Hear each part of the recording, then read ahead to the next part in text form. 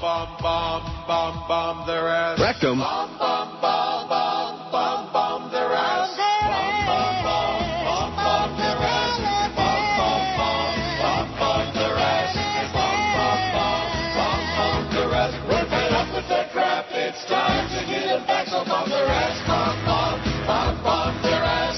Blew their ass away to retaliate and wipe that smile off the camel jockey's face. Bomb their ass. Bomb, bomb, bomb, bomb their ass. Bomb, bomb, bomb, bomb, bomb their ass. We're fed up with their crap. It's time to get them back. So bomb their ass. Bomb, bomb, bomb, bomb their ass. Rectum. Give them what they want. Leave a greasy spot. Send them up to be with Kukla Frank. And a love on their ass. Bomb, bomb, bomb their ass. Bomb, bomb, bomb, bomb, bomb their ass. We're fed up with their crap. It's time to get them back. So bomb their ass. Bomb, bomb, bomb, bomb their ass. Bomb their ass. Bomb their ass. Bomb their ass. Bomb their ass. 10:02 at 560 WQAM on Happy Wednesday, May 13th. Unlucky 13. The first email I got when I came in here this morning was from the Mole. It says, the word on the street is that today will be George's last day. QAM is in the Schmitter. It's interesting how everybody else seems to know what's going on, but we don't. Right. Except for people in the hallway and in the building telling George, oh, it's been nice knowing you and stuff like that. Yep. Is that what they've been saying? Something like that, yeah. Are they going to bring a salami sandwich? I don't know. Very sad. Hope they put baconaise on it. When your fate is in the hands of Norma Kant, your life isn't worth a dime. That's the one thing I've discovered, man. This guy is as impotent as a smoothie. So that's what we're hearing, is that George will be outed. I mean, finished after today. Yeah. And who's going to replace you? I don't know. I don't either. Wouldn't you think somebody would no, I wouldn't, telling me? I wouldn't think anything of the sort. And the rest of the building is moving down the street today, is that correct? Correct. But not us. I don't know. No, not us. Clarence told me, no, your studio is staying the same until Monday. And then Monday they've got not the ISDN, but some other doohickey that's supposedly going to work, according to George Corso. And, of course, with George Corso at the helm, God only knows if this show will even get on the air Monday. Maybe this show won't be on this lineup on Monday. Maybe they got something else planned. Who knows? I don't. Everything is cloak and dagger behind the scenes. Dun, dun, dun, dun. You know, who knows? So all we know is that maybe at 2 o'clock somebody will talk to you, or not. Maybe. Yeah. Huh? Or not. Yeah. Just keep showing up. Sure. Until they're done with me. Just keep showing up. Say, Nora told me that he sent a letter on legal letterhead. I wrote him back. I said, even on your legal letterhead, your letter seemed to have had little impact with these people. Here's the poll from yesterday. The biggest burden that I'm dealing with right now is my job stability, 182. We had 1,004 votes. Worrying about George losing his job, 152. We'll keep worrying real heavy duty. I'm not worried about anything, 121. I can't pay my bills, 115. My health, 110. Trying to find a job, 91. My relationship status, 84. How the Dolphins are going to do this year, 53. Should be your biggest problem. No health insurance, 45. Paying for my kids' college tuition, 31. I'm losing my home, 13. My car doesn't run, 7. How's that nifty new car that they got you running? Runs like a dream.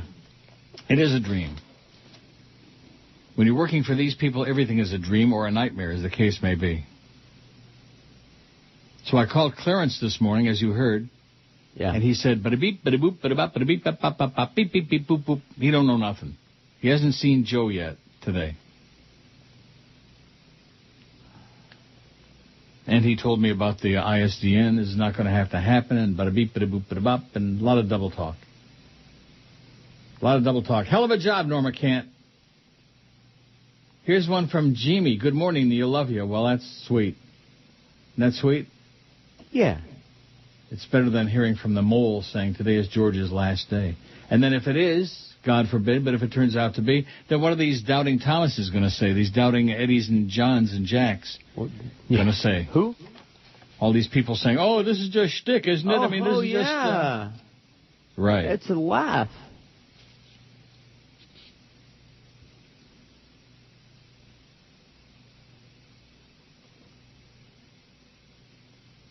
I'm morose.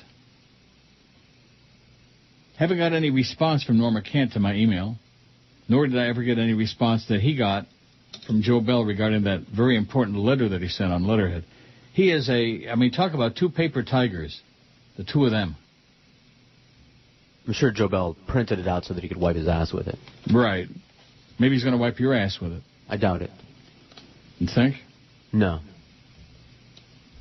Yeah, they really fear you, Norma. You're really effective representative for the human race. Not. You're useless as boobs on a something. I don't know. I'll think of something. Bullfrog. Boobs on a bullfrog? Boobs on a bufo toe. Starts with a B. Yeah. Boobs on a bassinet. Henry Ortega, concerned fan, says, what has happened to Mad Dog's show?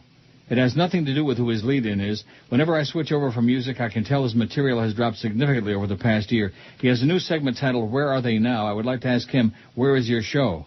A concerned fan. He's concerned. Well, I got one last night, too, from, where the hell is it? From some goofball, David and Davy or something like that. Here it is, David Clark. Subject, Ray, why? Neil, after listening to your show for many years, I have to ask myself, why would anyone listen to your show now? Why don't you ask yourself that, David, since I'm sure you're listening right now, whoever the hell you are, fake David. The show you have now is getting worse by the day, and George is so terminal I find myself screaming at the radio, boring. Neil, you seem so bitter now, I have to wonder what happened to you. Oh, sincerely, David from Dania. P.S. It's getting ponderous having you always ripping everyone for everything. Please retire. No, I will not retire. Please retire. How do you like that? Please take a big dump on your own head, David. Please retire. Whoever heard of such falderall? Some anonymous jackass out there in Radioland sends me an email. I'm going to retire to make him happy. Just don't listen, David. Very simple. Ask yourself the question why you listen every day. Don't ask why anybody else would listen. Ask yourself that question.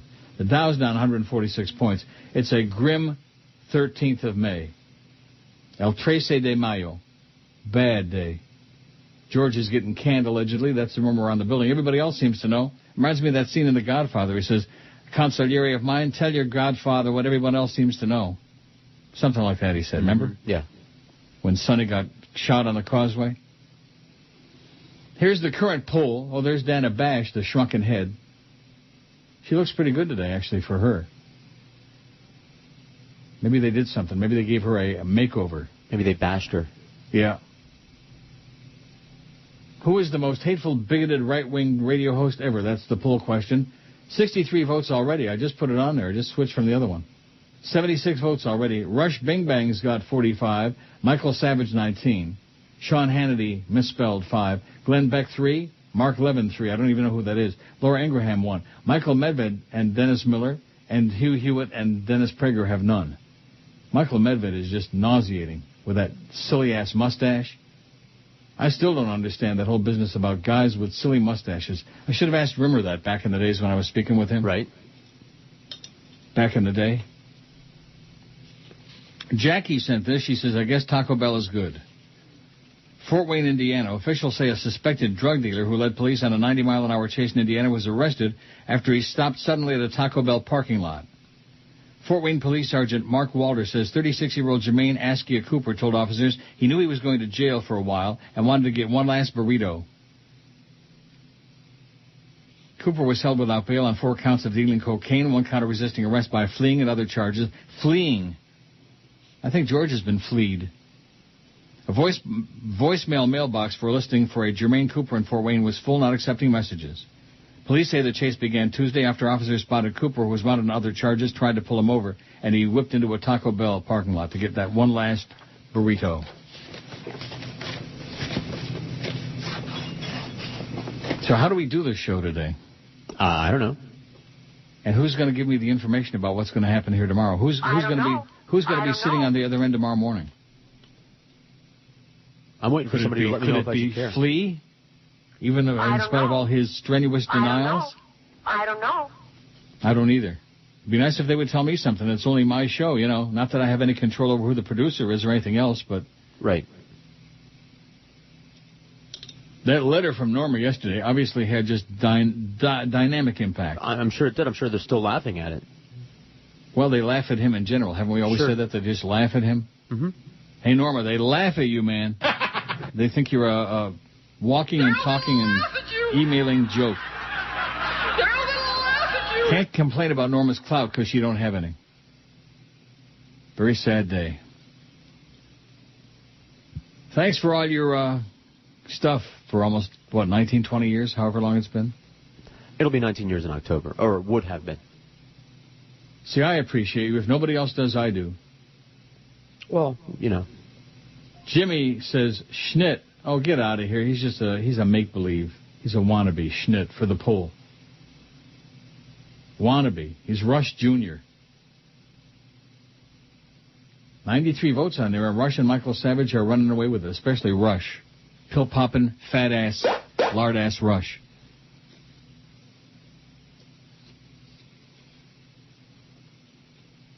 This is just not the way you do things, Spread the word around the building. Getting fired by committee or by rumor. But then again, it would have taken a pair of balls for Joe Bell or Clarence or somebody to come right to your face and say, by the way, George, all these rumors are true and don't come in Thursday or something like that. What? What rumors? The rumors. Oh, yeah. About your imminent departure. Those rumors. Oh, this is all shtick. We know, Neil. It's just all you guys are making this up. Right. All you people that say it's just shtick, send George $1,000 every month. That should cover it. Sure. Bring him a new car to his house.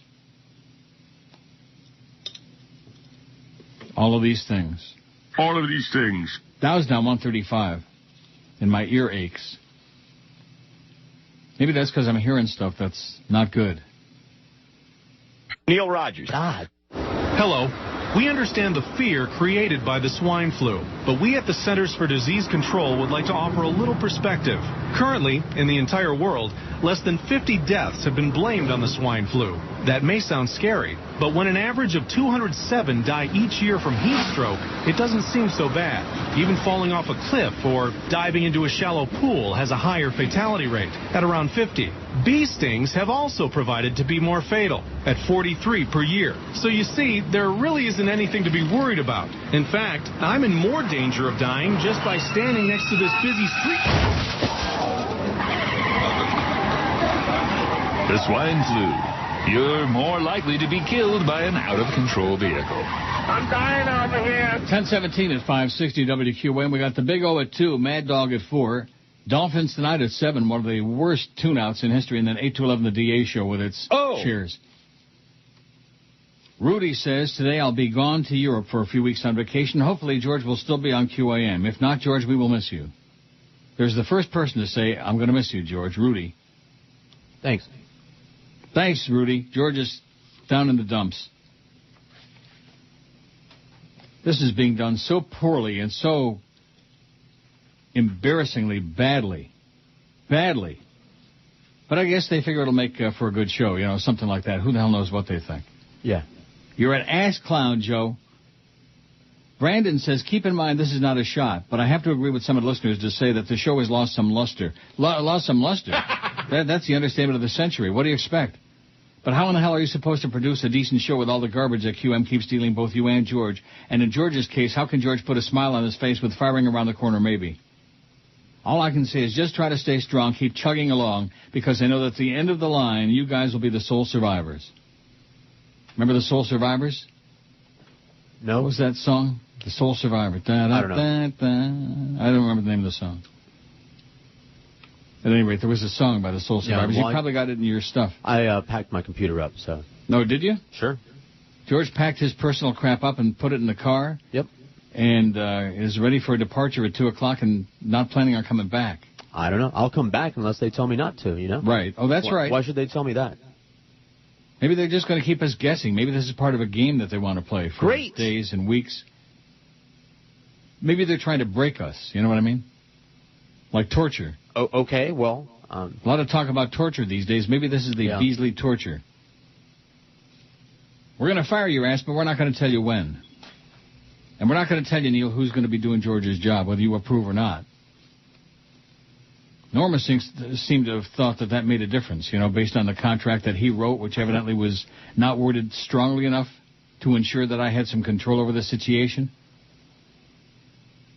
But that's the way it always is with Norma. Bada-beep, bada-boop, bada-bop, bada-beep, bada-boop. Yeah. He hasn't responded to my email yet. I keep checking it every chance I get to see if just maybe, you know how they, in those movies? Yeah.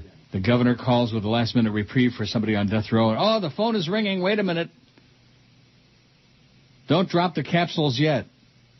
Isn't that what they do in the gas chamber? Right. They have, like, cyanide capsules or whatever the hell they are. Yeah, they, drop them in acid or something. They drop them in acid. They're going to drop George in acid by 2 o'clock today. I have that feeling. Clarence proclaims ignorance, and I thought, well, I believe that. Here's one that says, I've listened to you for many years. And by the way, Neil at neilrogers.com. Keep the emails coming today because I'm going to need a lot of them. I'm very depressed. I'm morose. I'm psychotic. Especially to have been so ineffectual in getting this thing accomplished, getting anything done. But then again, I relied on Norma Kent, and we all know that Norma Kent. Norman Elliott Kent, attorney. Blah, blah, blah, blah, blah. Yeah. Norman Elliott Kent, my ass. And when you talk to him, he always sounds so defeated, so like he's just had a stroke. Mm-hmm. Like he's talking lower and lower. And, Uh-huh. How's that agent you got with the chicken neck? Oh, please. You'll be pleased to know, although it has nothing to do with you, and I'm not going to send you the money, but my Social Security, the first regular payment showed up today right on time, second Wednesday of every month. All good. It's in there. So I retract all the terrible things I said about the Social Security people, and they're right on top of it, and they did a great job, and the first one was my mistake. I didn't see it. I didn't look far back enough. They were like 9-10 days ahead of schedule. Who ever heard of such things? Where's my bonus check, by the way, Clarence? You quisling? You fairy. I've listened to you for many years on all the different stations. This one says, I've never called, but I'm taking this opportunity to introduce you to a relatively, spelled wrong, new patented product. Zokai is a patented dark chocolate product that's been proven to reduce blood pressure, lower bad cholesterol, and suppress appetite. I recommend you visit the website of mxicorp.com. I send this to you for your personal use and not for publicity. If you have additional personal questions regarding the results I've seen, feel free to contact me. And it's got a email address that I wouldn't wish on Heinrich Himmler. I mean, just feel free to contact me. Redclay45 at such and such. I mean, not a name, That was down 125. Let me just keep checking the emails. Maybe there's going to be a really important one from Norma saying, stop the press, hold the phone. Now, these people, and again, I'm not asking you for names because I know you don't want to put names. Here's one from Peter. Is there a photo of Captain Curtis on the website? Should I bother? If you're looking because you want to get turned on by him, forget it. Captain Curtis is kind of he's like a neuter kind of guy. You know what I mean? Like you. He's not hot. He's not cold. He's like lukewarm. He's human looking. Curtis, right? Yeah.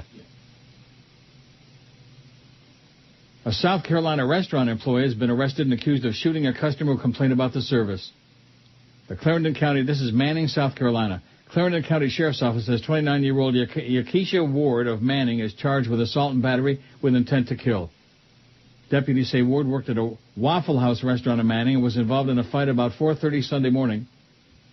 The fight started when a customer complained about the quality of service in the crowded restaurant. Ward went to her van to get a gun. He says a 27-year-old woman was hit in the arm when Ward fired as those trying to break up the fight pointed the gun to the ground, and a bullet ricocheted. The woman's name was not released. Unclear if he had an attorney. Oh, he can get Norman Elliott Kent.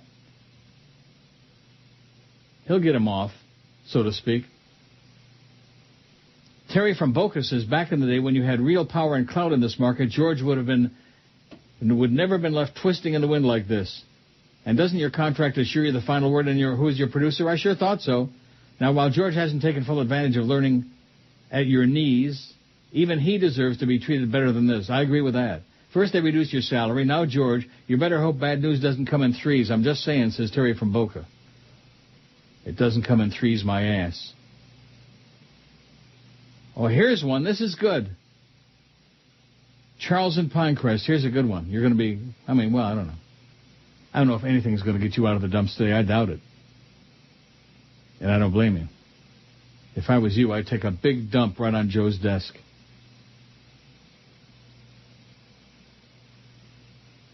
You think? No. Not going to do it? No. Adam Oshmuck, your friend over in Kitchener-Waterloo, says, if I were George, I'd smoke a fatty or two in the studio, then order a whole Schmidt load of food on Joe Bell's corporate account. The only good thing is whatever station picks up George will be kicking the Schmidt out of QM in the books in no time. George, you're a great talent. I'm sure you'll find something in no time, says Adam Oshmuck. Doesn't that make you feel a little better? Thanks, Adam. He doesn't own a radio station, does he? No. Oh. Jason Strom says, why do you continue to have this guy Norma on your payroll? I don't get it. He's obviously completely incompetent. That's correct. This day, which is looking more and more like George's last, can only rest on your shoulders. You made the choice to keep this loser Norma employed. It's a real shame. This did not have to happen. Are you going to fire Norma now? Talk about job security. Norma gets your friend and almost 20-year partner in radio fired, and he still has a job? What would this guy have to do to lose his job?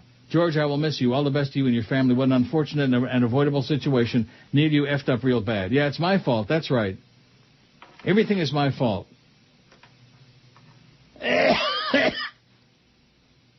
Gordon says, Neil, if George is released, in quotes, could he and his family move in with you in Toronto? If not his family, how about just George? He could do your show from Canada, eh? Or not? Nah. Oh, Barry Jackass with more crap about Bubba the Love Sponge. What did I tell you? I knew Bubba would have big 18 to 34 numbers. He's big with young punk rednecks. He actually has a sensational show, says Barry. I don't care for his show on Sirius XM, however. 2X rated for my sensibilities. Norm is not getting it done. You should contact Don Buchwald. A little late now, isn't it? Ned says, hey, Neil, remember the good old days before you let George chime in every other word? I think the show will improve, and they'll give you a raise. Oh, yeah, they'll give me a raise. He's taken over the show, and I think George is trying to run you off the show and take over. Don't be depressed. It'll be better for you with only you. Oh, with only me. There's nobody going to be doing George's job, huh? Perhaps you could start doing more interviews like you did with a horse guy the other day, Ned. Yeah, Dave Johnson will be back on Friday. That's the only interview we do. That's the only guest we have on the show. Anybody who listens already knows that. I'm not doing any more boring interviews. Maybe we could have Ira Windbag on the show. And what's his name? Don, whatever the hell his name is, the agent. Drew Rosenstein? Drew Rosenstein, yeah. Maybe we can have him on. Oh, my God. Neil, God. Nobody gives a f*** about sports. Nobody gives a f*** about sports. Nobody gives a f*** about sports. Nobody gives a f*** about sports. Radio is dead. There ain't nothing but sports on every station. And right-wing talk, of course, to provide misinformation. A corporate iron curtain to keep you uninformed. A blanket to keep your brains comfy and warm. The business is run by MBA-ass clowns who can only read a ratings book upside down. It's easier to be on page 3 than number 1 by catering safely to the tragically dumb. Nobody gives a f*** about sports. Nobody gives a f*** about sports. Nobody gives a f*** about sports. Nobody gives a f*** about sports. Reading homo, driving in your car with nothing on the air to listen. You have to go online to hear what you're missing. It's the era of change. Everybody take a stand. First thing you gotta do is, you don't care. Nobody gives a f*** about except sports. The drooling dumbass. Nobody gives a f*** about sports. Bear-hugging quiz. Nobody gives a f*** about sports. It keeps you in the dark. Nobody gives a f*** about sports. Nobody gives a f*** about sports. It seems there's no escape. Nobody gives a f*** about sports. Ass losers. Nobody gives a f*** about sports. Who dream of man tanks. Nobody gives a f*** about sports. No.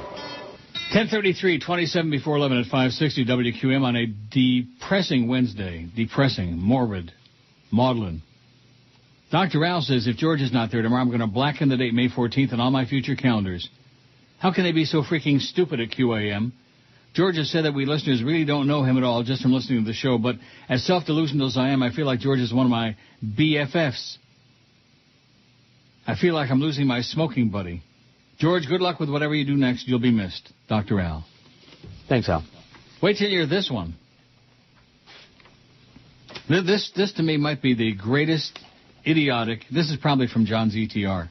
From Patricia Waters. Subject, stop trying to break friendships. Why are you trying to destroy the great friendship between George and Flea? You feed on this. You've always sounded happy when something bad happens. Do you have sympathy? Let Flea and George alone. Just let them alone. I know you don't care and you'll continue to do your thing even though it's wrong. I've never seen a more stubborn man who refuses to listen to advice. It shames me that you are of the Jewish faith like me. I hope George doesn't get fired, not only because I like him, but if he stays, you've already built enough animosity between George and Flea. You just won't rest until everyone is angry like you. If it's true that you feed on hate, you, sir, must be full. I've said it before, I'll say it again. You have no soul. Goodbye, and please get a psychological evaluation real quick, says Patricia. Thank you so much, Patricia. That's what I live for, is to break up friendships like between George and Flea. So what's Flea saying today? Now let me ask you this. I don't want to mention any names because I know that you don't reveal your sources. I don't know why not, because if you're really leaving anyway, what difference does it make? Because you know how it is. No, that's radio, you. You might just wind up working with someone, and that's not my So what is it that these people, these unnamed people, have said to you this morning? The same thing that your mole told you. Word is that today is George's last day. Really? Yeah. Well, then somebody must know who's going to be here tomorrow morning. Yeah. And? So go ask them. Maybe you need to bring Flea in there again like we did the other day. Okay. Bring that child in there again. Let's see if I can't break up your friendship. Okay. I'll be right back. Okay, George is going to get the Flea. Take the bug spray with you. Wow. Thanks, Patricia, for your heartwarming email. Bitch. You'll never be happy. Like I've got something to do with George and Flea's relationship and with the fact that George is getting canned. And that evidently Flea is going to take his place. That's me. Oh, Heath. I thought I had blocked Heath. Here's one that says, why isn't George fighting for his job? Well, Heath, let me ask you this. What would you like him to do? What would you like him to do that he isn't already doing? Go have a fist fight, a brawl in the hall? I'm doing my job to the best of my ability. That's what I'm doing. Right. He's coming in every day, showing up. Is Flea coming in? Yeah, I'm right here. Try it again. Yeah, I'm here. Oh, you are there? Yep. Okay, now, obviously, you being very, very tight with upper-level management there, you know something. I know that I am officially on standby. A standby to what? To do the show. To do the show? You mean instead of George or instead of me? I'm guessing instead of George. Instead of both? Maybe. You're on standby? Yep. And what does that mean? That means... So, in other words, it has been discussed with you that you're on standby? That has been discussed. Be on standby to do the show if you have to. I know you don't believe it, but there's been no talk of any money, any deal. Well, maybe there's not going to be any money. There might not be. There probably isn't. What? My reward is that I'll probably get to keep my job. So, in other words, you're going to do George's job for free, for nothing? Possibly? As of right now, that is a very good possibility, yes. So, in other words, when I come in tomorrow morning, it's a distinct possibility you're going to be there sitting in that chair. It is possible. Now, one thing I will say about you don't come in as early as George. Which is okay. He does. He's just in the other office doing his other jobs. You don't come in the studio as early as George. I'll be in the studio as early as you need me. I usually get here around 8 o'clock. 8:40 is fine. 8:45. Okay. In fact, maybe I can sleep a few extra minutes would be nice when you get to be old and doddering like me. Now, is this going to break up your friendship with George? Not on my end, obviously. No? I mean, and, I can't speak for George, but... Not on my end either. Well, there you go. See, there you go, Patricia. You bitch. You heartless, nasty sow. Wow. What a sow. Maybe if we saw Patricia, we'd say, wow, what a cow. I don't know. Maybe. But you know me, I have no soul. I'm evil. I'm an evil person. I'm reveling in this. I'm nauseous. I want to vomit. So you're on standby. That sounds like an equivocation to me. It sounds like you're, I don't think they're keeping me quite in the loop as you'd think they would because I'm so close to George. I see. And since you're so close to them, now Clarence tells me that everything is going to be copacetic for Monday when the show starts, what? I hope. I don't know. That's an engineering thing. You hope. He's laughing. Well, I know. He's been around our engineering long enough to know. That's a hysterical joke. No, because they're not evidently finishing that thing with putting the ISDN line in here. The guys came and put the wiring in here a couple days ago. Right. They finished the wiring to make it possible to get the ISDN line in here. But Clarence says Corso told him it's not necessary. That's what I heard, yeah. But that's because I was sitting there talking to Josh when you called him. Really? Yeah. Told me better get his resume ready. Oh, so you're going to take his job too? I think you already have. You're the program director? I said we should all have our resumes ready. Really? Yeah, I think he's out. I think what's his name's replacing him. What's his name? The guy from KISS? Ken Bolson? No, the guy that used to be at Former KISS. PD? Bob McKay. Bob McKay, very good. Isn't he in California? He is? I don't know. I have no idea. I think he's out in L.A. doing stuff. He's out? He's out. I didn't know he was in. So why don't we cut the crap, okay? What's the story? I mean, if you're good friends with George, why don't you tell him right here on the air what you know? I'm telling you what I know. So let me ask you this. Don't you think that I, being the host of this show and having been on the station for 11 and a half years and in the market for 33 plus years, don't you think that I have a right to know who's going to be producing the show starting tomorrow morning? Absolutely. What was that? Absolutely. I see. And it could be George and it could be me. That's what I know, man. I wish I could tell you more, but I don't know more. So the reaction to Norma Kent's letter on legal letterhead yesterday, no less, which was supposed to be very impressive for me, the reaction was to him. Is that correct? I guess. I didn't see the letter. I only heard about it on the air. Mm-hmm. I don't trust Norma Kent, though, either. What do you mean by that? Well, now, what does that mean? I don't know. I don't trust the guy. And what does that mean? You don't trust him to do what? To be competent? I know that. Yes. I mean, all along I've been under the impression that I have the right to choose who's going to produce this show. I've never had any doubt in my mind about that. So I've always been sure that no matter what kind of caca they put in George's individual contract, that I had control over that. Evidently not. Flea. I guess not. I've never seen the contract. I don't know. Well, why not? You've seen everything else in that place. You're on the inside of everything. You are the mole and the flea. We are the same. You better hope that Clarence don't have a big can of bug spray sitting on his desk. Yeah, I wouldn't doubt it. You're listening to Neil Rogers. Well, here we go again. You're a threat. sports later. 560 QAM. This station stands for nothing. Absolutely. Real American a-hole. Real American a-hole. We salute you, Miss Inattentive Cashier. Sure, people are in a rush, standing there as you painstakingly stumble and fumble, searching for the UPC code on even the most mundane of items. You can hear them swearing at you under their breath, but you don't care. You'll take the same $5.35 an hour, whether you work hard or not. And if a price needs to be checked, you'll waddle out from behind your register, not to be seen again till the end of your shift. If there's gum, you'll snap it. If there's a cigarette, you'll smoke it. And if there's a story, you'll tell your coworkers before ringing up the 7 people in line. So, we salute you, Miss Inattentive Cashier, your eyebrow ring, your snaggletooth, and your smock. You are a real American a-hole. Okay, one moment, please. I'm finishing printing out these emails. Okay. Is Flea still there, or did he leave? He left. Well, that's good. He's got a lot to do. Yeah, he's got 15 different jobs he's got to do. Adam Oshmak informs me that the Tamil Tigers are planning another protest today, the Sri Lankans. If you see some on your way to Woodbine, tell your cabbie to run them the F over. I'm not going to be going to Woodbine today. I've got things to do. And I'll guarantee you one thing, not that this makes any difference, but I'll guarantee you, that I'm not paying Norma Kent one more cent. Not one more cent for Norma Kent. Oh, well, I know you're going to send me another check. I would send you a check for what? For services not rendered, for failing and falling down on a job again? And for being totally uninvolved? Well, he's in federal court. You know, he's a very important guy, Norman Elliott Kent.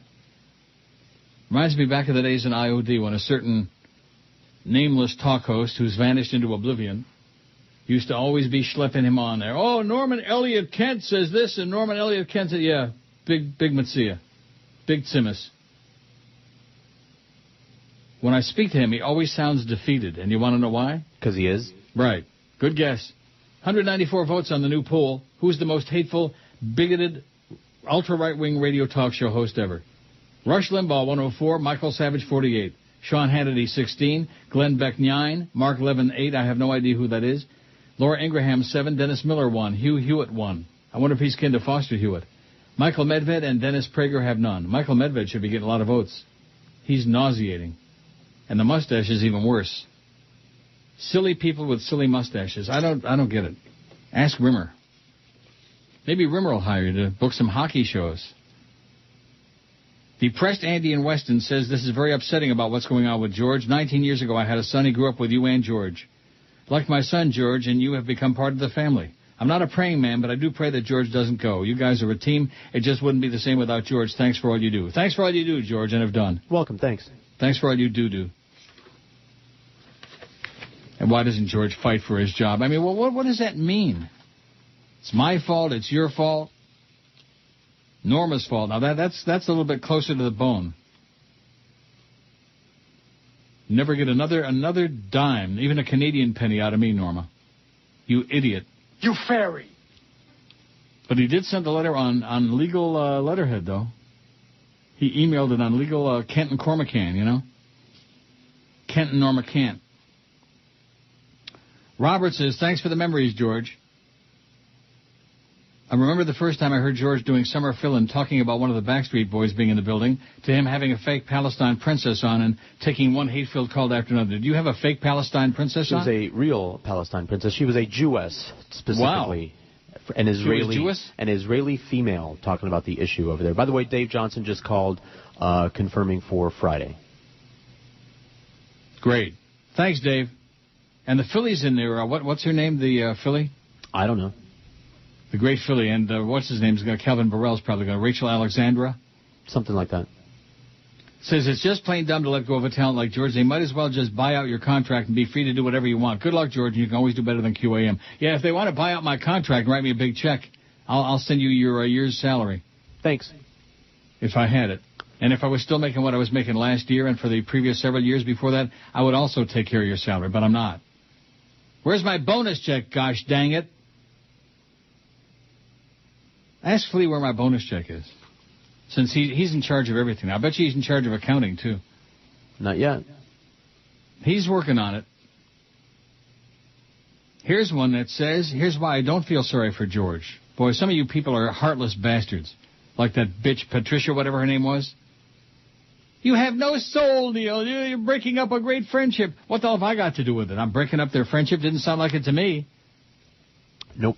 Sounded to me like even though your good, close personal friend is stabbing you in the back and taking your job and, telling you as little as possible, it sounded to me like you guys are still buds, still going to be hanging out. That's me. I'm always nice, always.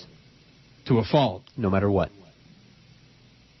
It says, so the Mayberry Mafia strikes again. Jolly Joe and his band of redneck thugs are sending George out into the cold, heartless streets. All I can say to that is, congratulations, George. I'm sure he'll be picked up in no time by a real radio station with a real general manager, a real program director, a real direction, and no sports. The Neil Rogers Show will always be great, but without George's input, it'll never be the same. That is correct. Especially during the summer. I'm not looking forward to the best-of tapes. I'm sure they're dusting off the 10-year-old shows about Alien as I write this, or the alternative Flea and his GD vegetarianism. Really, if anyone is to be pitied here, it's you, Uncle Neil. I'm sure the money is fine. What these inbred backwoods cretins have done to you, your show, and your legacy is criminal. That's correct, criminal what they've done to this show. Clarence, and especially Joyce, Bitch, and Joe should die in a fire. Long live Neil, long live George, long live something me, just because, and everyone else in that building can... Well, I can't read it. Make something up. Well, I can't read it. They're words that end in UCK, you know. I see. This Pound is from sand. Dibuk Schmeibook. Dibuk Schmibuk. Probably kin to Meshi Pipik. Dow's down 140 points. It's a sad day. Well, it's one of them things. I lost at Woodbine yesterday. They're not paying. They got those machines tighter than a snare drum. They're not paying.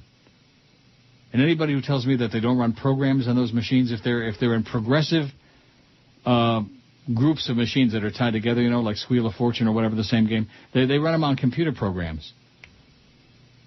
Once in a great while, they'll run them like wide open, and they'll be paying like crazy, and everybody's winning all kinds of stuff. Most of the time, though, they run them on slow cook. Oh, the machines are on slow cook today. Let's go play quick hit. Oh, those really sucked yesterday. Bad. Lost. I should have known it was going to be a bad day today. Should have seen the handwriting on the wall like Daniel in the Lion's Den. Wasn't it Daniel saw the handwriting on the wall? That was him. And what did it say? Baruch atah Adonai kaksachois. Yeah, that's my message to you, Joe Bell. Kaksachois. The day that he was cleaning up feces in the hallway, that was perfect for him. He was born to do that. Born to be vile. George Ann says, you know, George Ann, our good friend? Yes. She says, wow, man, I can't believe this is happening. What a bunch of holes. I'm sure, George, sure I speak for most of us when I say you rocked when you filled in. I'm really sorry for you. Now your wife is really going to have to get a job. If this happens, good luck to you. Please leave us an email address to keep in touch with you. Well, you already got the email address. Correct. You're going to continue confabulating with some of the people? Yes, I will. And with all due apologies, I'm getting a lot of really nice emails today. Yes? That I can't reply to. Yeah, he's not going to have time. He's going to be, pounding the pavement looking for work. Well, I got no computer. Oh, that's right. Then how do you know you're getting all those emails? I get them on my phone. I can read them, but for some reason I can't send. Something's wrong. I got to do something. I don't know what yet. My phone is ungepatched. So just thank you, everybody. Okay, I even got an email here from my close personal friend and roommate, John. How do you like that? Remember when John used to bring you all that music from Europe? Yeah, I like all that John. techno crap and stuff? I've always even liked he's John. chiming in. He did tell me yesterday that they were going to have... Here's one that says, Neil, if they're in breach of contract, then get your lawyer or a new lawyer, go after them, and head to Woodbine until they're ready to follow your contract to the letter. Well, I'm not getting no reply from Norma Kent. Maybe I'll have to call him like I did the other day in the middle of the show. Okay. That sounds Remember fun. that? Sure. Stephen Kendall says, as Hyman Roth says, this is the business we have chosen. I wish to thank George for the service he has rendered to the public at large. He could go the route of going to another radio station, but since radio is becoming more and more obsolete, I hope he doesn't, as the sequence of events is doomed to transpire over and over again. Start your own business. The big money is in belly dancing, so George, draft your slacker wife, get a bevy of hoo-has, and sit back and count the greenbacks. I'll buy you a nice pimp hat. Best regards, Stephen Kendall. Okay, let's see what advice John's got. He said, remember I told you yesterday that WQAM would want to have George's job done for free? They simply rationalize that these certain people are there for the full day anyway, so they just change their job responsibilities and rationalize that no further pay is needed. They would tell Flea it's our way or the highway. What's Flea going to do about it? You don't have as much power when you're lower on the food chain. What a bunch of ruthless parasites running that corporation. How do you like that? Ruthless parasites. Like insects, like fleas. You're listening to Neil Like Rogers. cockroaches. Here we go again. On South. This is the Neil Rogers Show. This is your brain. Any questions? Hello, California. I'm here today to talk about important legislation on my desk. The legalization of recreational marijuana. This is a very hot topic. On the one hand, marijuana is known to be a gateway drug to steroids and pharmaceuticals of this nature. On the other hand, to smoke a doobie, there is relief and comfort with the inhalings and the laughings and the eating of the Funyuns and the chocodiles, with the long sexual intercourses and the delayed ejaculations, along with the rentings of the visit of the asses with the Pink Floyds and all of this.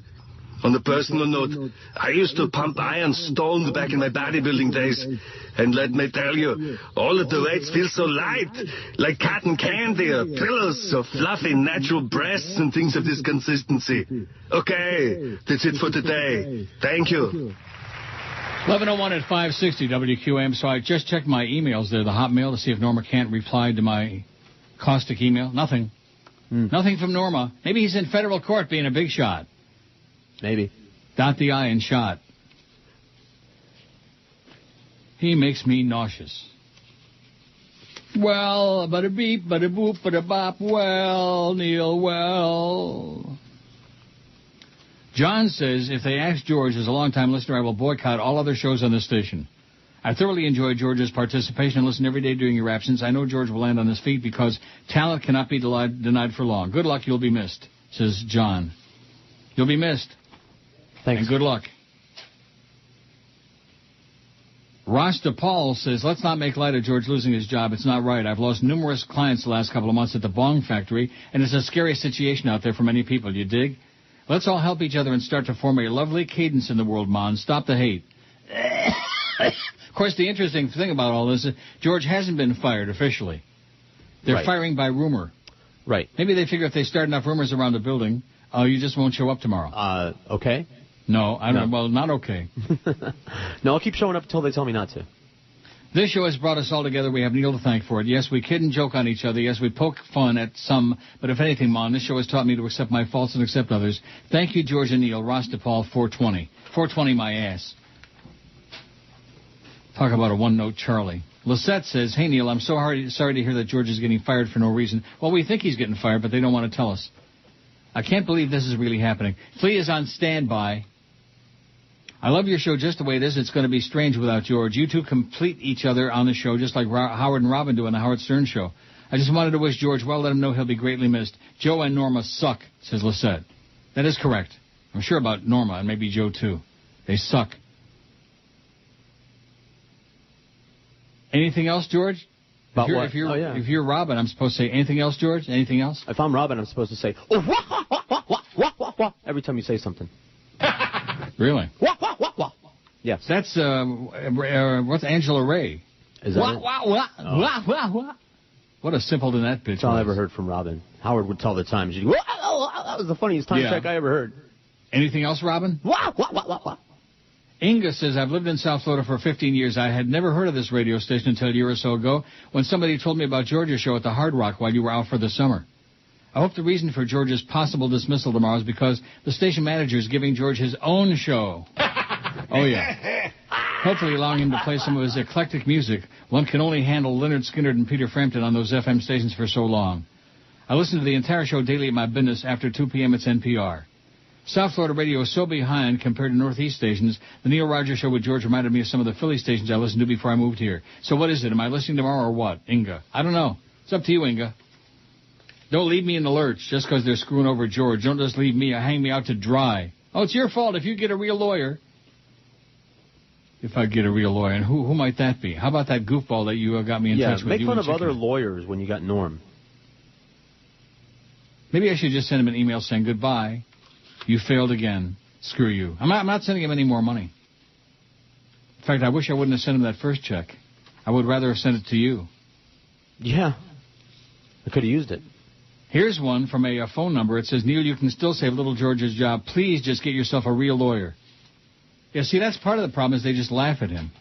I've been getting a lot of emails from people proclaiming to be lawyers saying, WTF, there's lots of things that a lawyer could do. Why isn't Norm doing any of them? Mm-hmm. Although he acts like he's always working for the other people, that's the way it has always seemed to me whenever he was supposed to be doing something for me.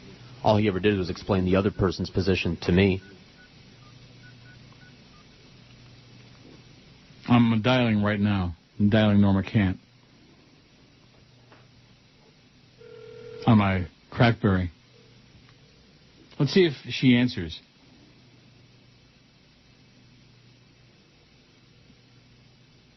Norma Kent? Yes, I'm on the air, you're not. On my Crackberry?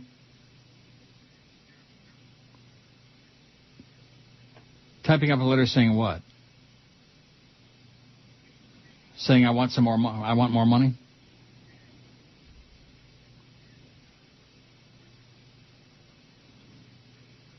What are my legal rights? Counselor, what are my legal rights?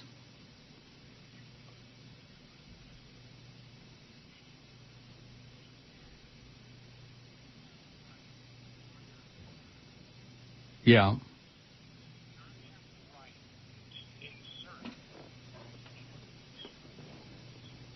Mm-hmm. Right. Well, whoever else they put in there, I already told you, whoever else they put in there, I don't agree to. No matter who it is. Not personal, Flea. Business. Yes? Yes? Stalemate and deadlock.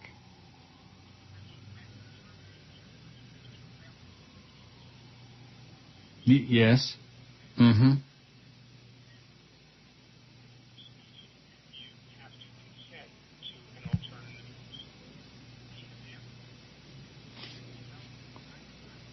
Yes. When faced with this stalemate, if the station elects to act arbitrarily and capriciously and insert somebody in there that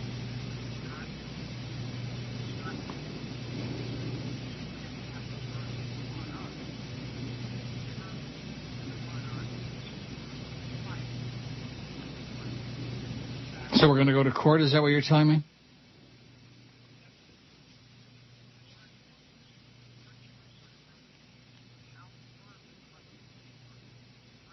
Mm-hmm.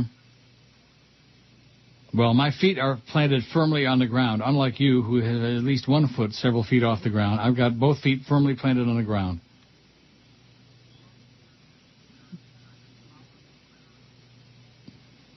It's insulting and unnecessary? Well, it's a joke. It's a joke. Lighten up a little bit, Norma. Lighten up. Yes. Mm-hmm. I don't consent. I don't consent to Flea or anybody else being the producer. It's not the host, it's the producer. Get it right. Yeah. And they evidently are they're unimpressed. They're unimpressed even by your letter yesterday on legal letterhead. They still are unimpressed.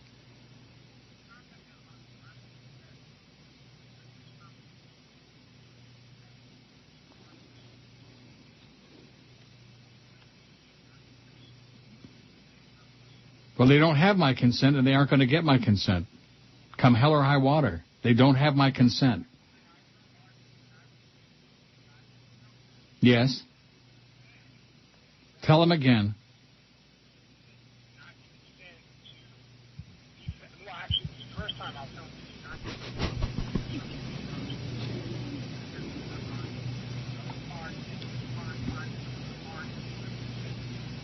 you. Correct. Okay, well, let's do it, because the way they're doing this is unacceptable by any kind of subhuman standards. Firing somebody by rumor and innuendo and not even talking directly to him? Well, what kind of way is that to do business?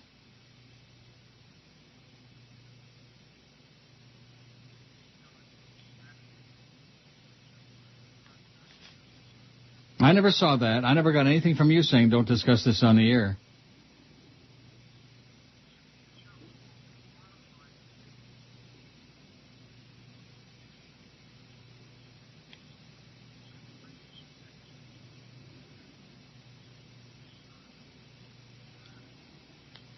Correct.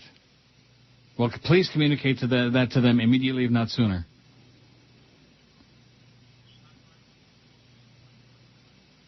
Okay. Bye. Do you hear any of that? I didn't hear his end, no.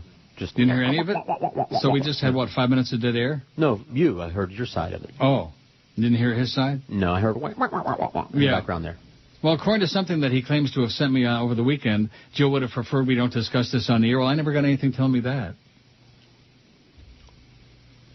Okay, and? You got wah, like that? From him, yeah.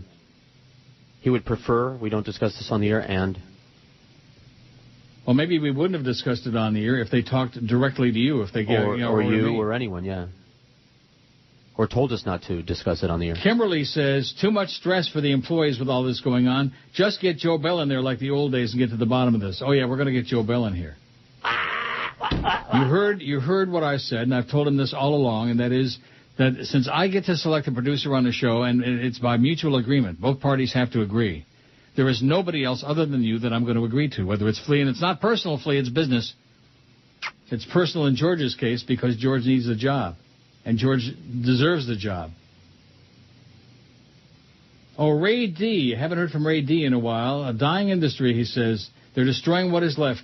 It's a sad state of affairs. George, you've been a welcome addition to the Neil Rogers Show. Will be missed. This is almost a Monty Python Black Knight parody with body parts being chopped off. Neil, get all you can from them and leave the carcass for the buzzards. They will buy you out, I'm guessing. Okay, great. Make an offer. Buy me out. They will not. Of course not. They won't give me 5 cents not to work, bastards. They're probably feverishly working right now on my contract to find an out. This is the nature of the business we have chosen. Everybody's getting screwed. Everybody's getting canned. Everybody's getting cut. Except, of course, the management types. Because they're always the last ones to go. So what do you make of that? He was in the process of writing a letter to me, Norma, when I called him. Yeah. And then, in his typical humorless way, when I said something about him not having both feet firmly planted in the ground, that was insulting and unnecessary, or some crap like that. Grow a pair, Norma. Stop being so thin-skinned. Well, let's do the break. Let's get the spots on anyway. You're listening to Neil Rogers. Well, here we go again. On South Florida's Sports Later. 560 QAM. Come one, come all.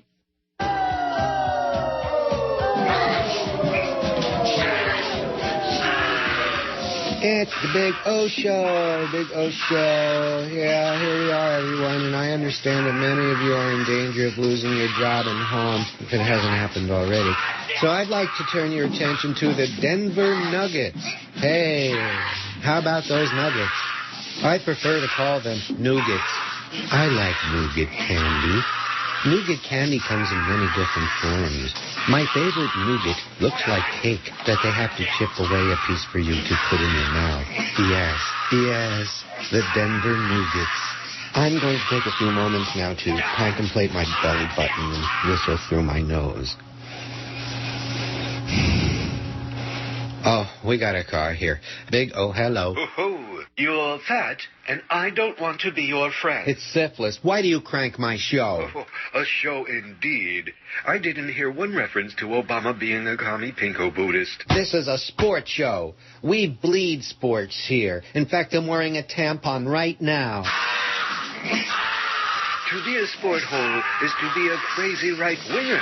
Hey, sports is my life, not you. I care deeply for my family, and if anything happens to them, my primary concern would be Dwayne Wade's muscle spasm. That's just how much I love men in short pants and knee-high socks. Well, sir, I refuse to offer you my carton of wine. You should only choke on that poison.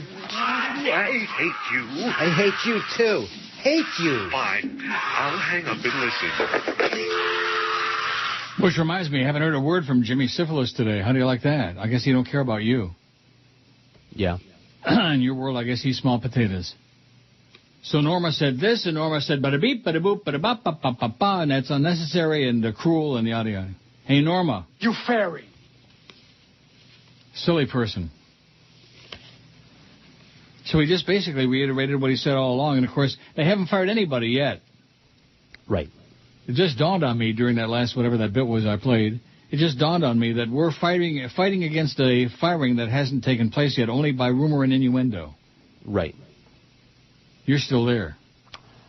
As of the moment, yes. As of the moment, and still on the payroll as far as we knows. Here's one from somebody. You should do for George what any self-respecting person of the liberal persuasion would do. Create an entitlement for dear George. Simply find out how much Dildo Joe Bell will pay him, and you fund the difference.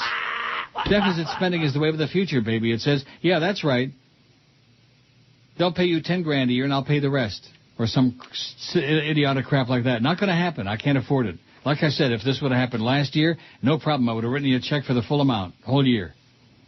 No gots. There's Stu Gots, and in my cases, no Gots. Can't do it, Pally.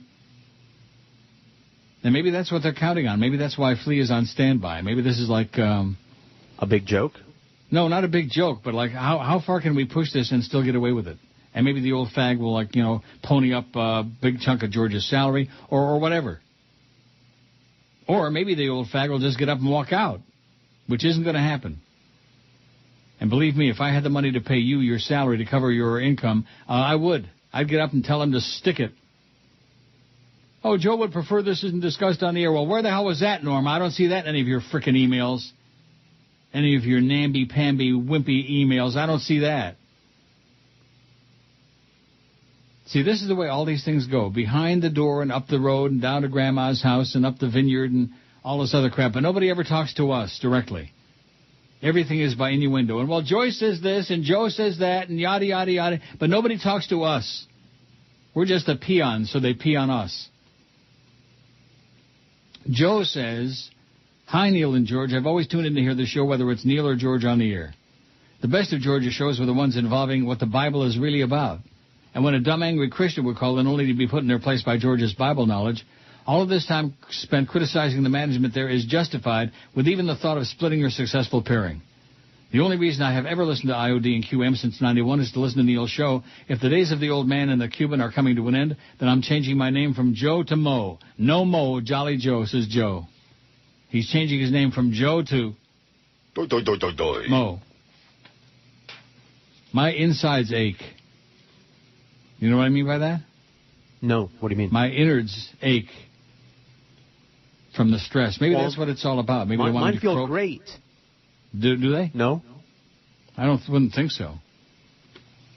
This is a hell of a way to terminate a loyal employee, somebody who's a valued part of this show, someone who's been here for like longer than I have. You started there before I did.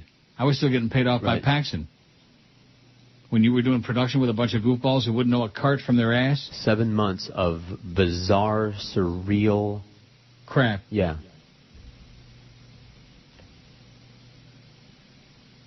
George Streepy in Orlando, who's chronic, says, in our tough economic climate, it's worth reminding ourselves that losing a job might not be the end of the world.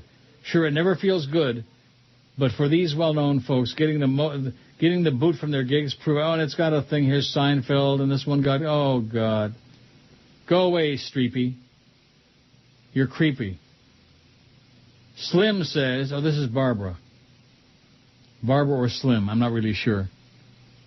Flea is a sneaky creep, a career ne'er-do-well. He has a long history of ingratiating himself with management. He's a suck-up, and you two idiots fail to see it. Nice work. You're slipping, Uncle Neil. No, I'm not slipping. Didn't I say that they were joined at the hip? Watch your back with this backstabber. He's not the nice guy he pretends to be, says Slim. Somebody who evidently knows your close personal friend Flea. And if you really believe that there have been no discussions between him and Jolly Joe about this pending butchery that's going on, if you really believe that, then, I'll sell you half the Brooklyn Bridge for $5. Really? I got $5. Okay. Well, if you got $5, let me go a little higher. $8. Yeah. Okay, sold. Sold American. All right. LSMFT, Lucky Strike means fine tobacco. Sold American. How much for the other half? They used to have an auctioneer on there. LSMFT, Lucky Strike means fine tobacco. Sold American. Whatever that means. I don't know. I sure miss the days of the faggot spots. Cigarette commercials, man. Winston tastes good like a cigarette should. Weinstein tastes good like a cigarette should. Those are kosher faggots. The most hated, bigoted right-wing, ultra-right-wing radio host ever, Rush Limbaugh 147, Michael Savage 63, Sean Hannity 20, Glenn Beck 11. After that, small tater, single digits. So Norma's writing them a letter. Now, don't you feel a little bit better? Oh, yeah. Like an Irish setter? Oh, yeah. Because he's a real go-getter, A letter saying what?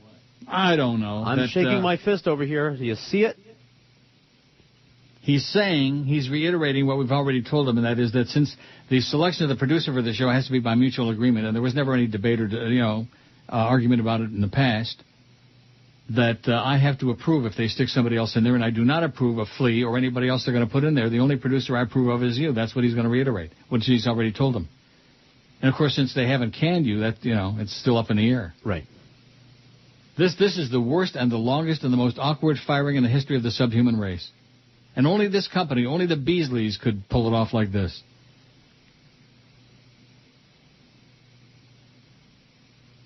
Yeah.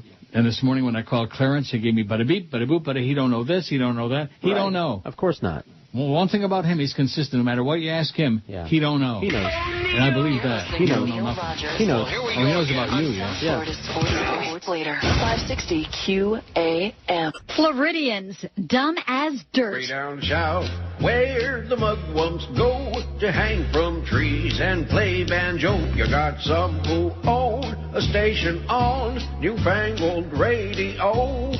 Now as North Carolina grows, Raleigh's a big city, you know, and that's where the Beasleys had to go for Jolly Riley Joe. You fairy. A new GM, he'll do what he can.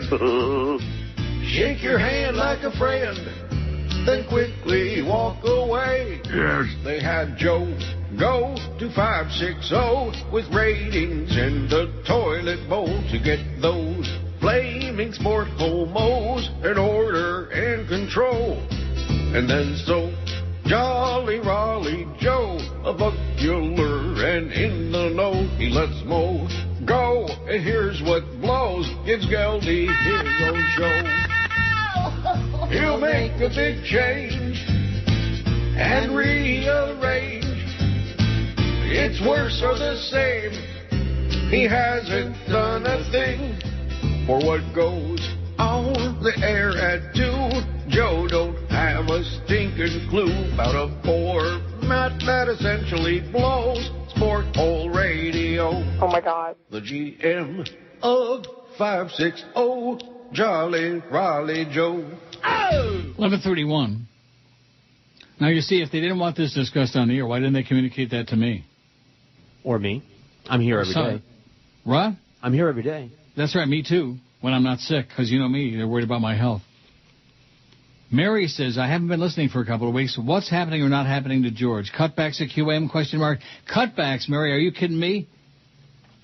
They're slicing and dicing. They got the Ron Popeil Vagematic out. They're slicing and dicing everybody. Cutting salaries, eliminating salaries. They put Ken Malden in an early grave. Other than that, they're doing great. Mike says, I think George has a case to sue the station for emotional distress.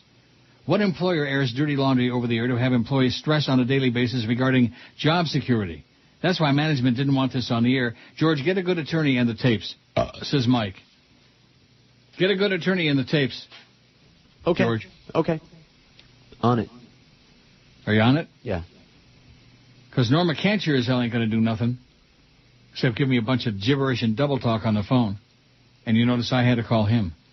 Right. He was in the process of writing me a letter. I'm going to sit right down and write myself a letter. Writing you a letter. Oh. See, that's what I mentioned. The Billy Williams Quartet, or whatever the hell it was. What? So that's what I was talking about. That's what he does. He explains their position to you.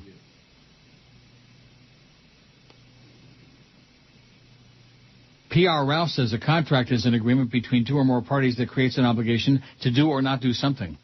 A breach of contract is the existence of an agreement or bargain for exchange where one of the parties fails with or without a legally valid excuse to live up to his own responsibilities under the contract. A breach of contract usually occurs by one or more of the parties in one of the following ways: failing to perform as promised, making it impossible for the other party to perform, making it known there's an intention not to perform.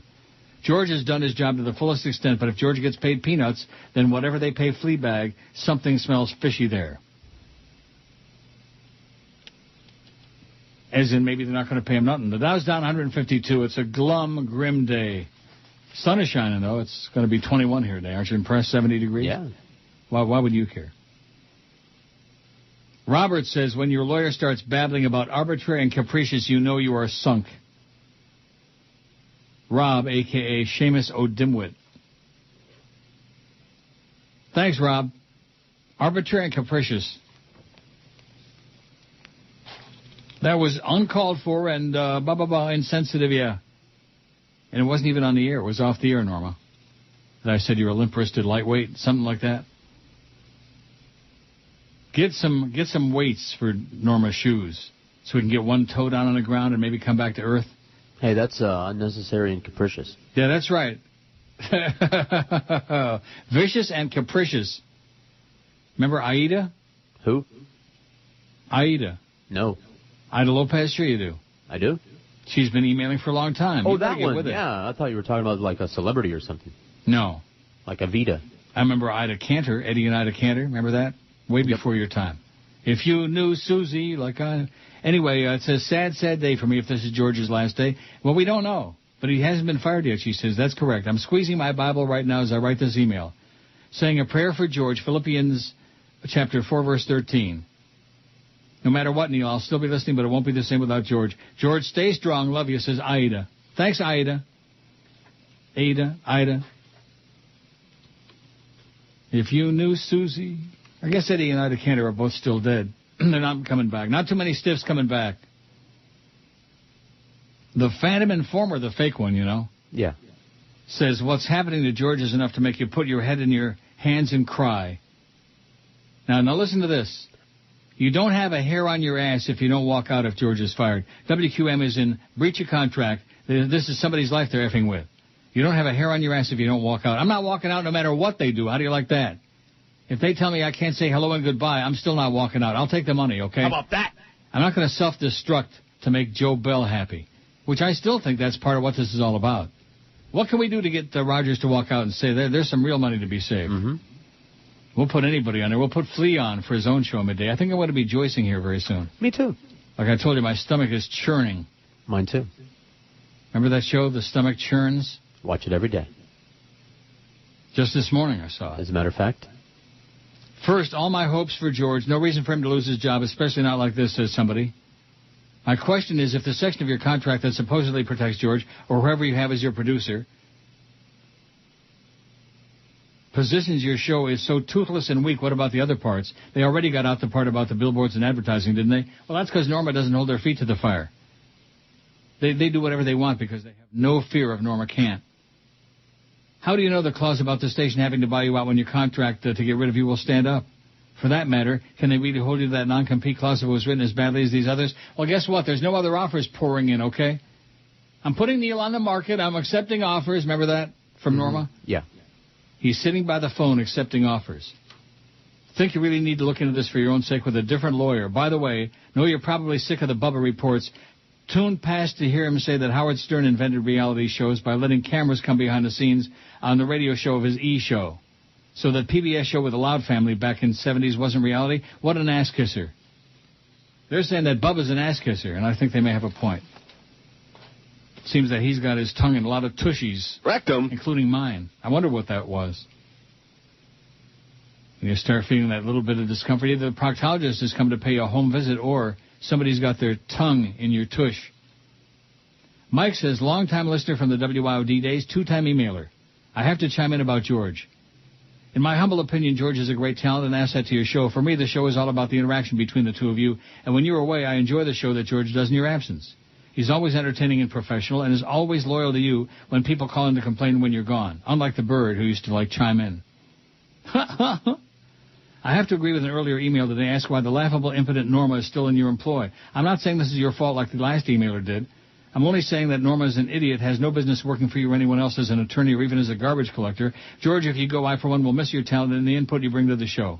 Neil, whatever happens, I'll still be a listener and fan. Sincerely, Mike. Well, thanks, Mike.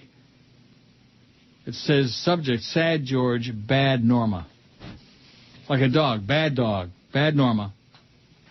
Just duty on the floor, Norma. You dropped a big load on the floor. Maybe that's why you had that one leg up in the air. I thought it was something else. Oh.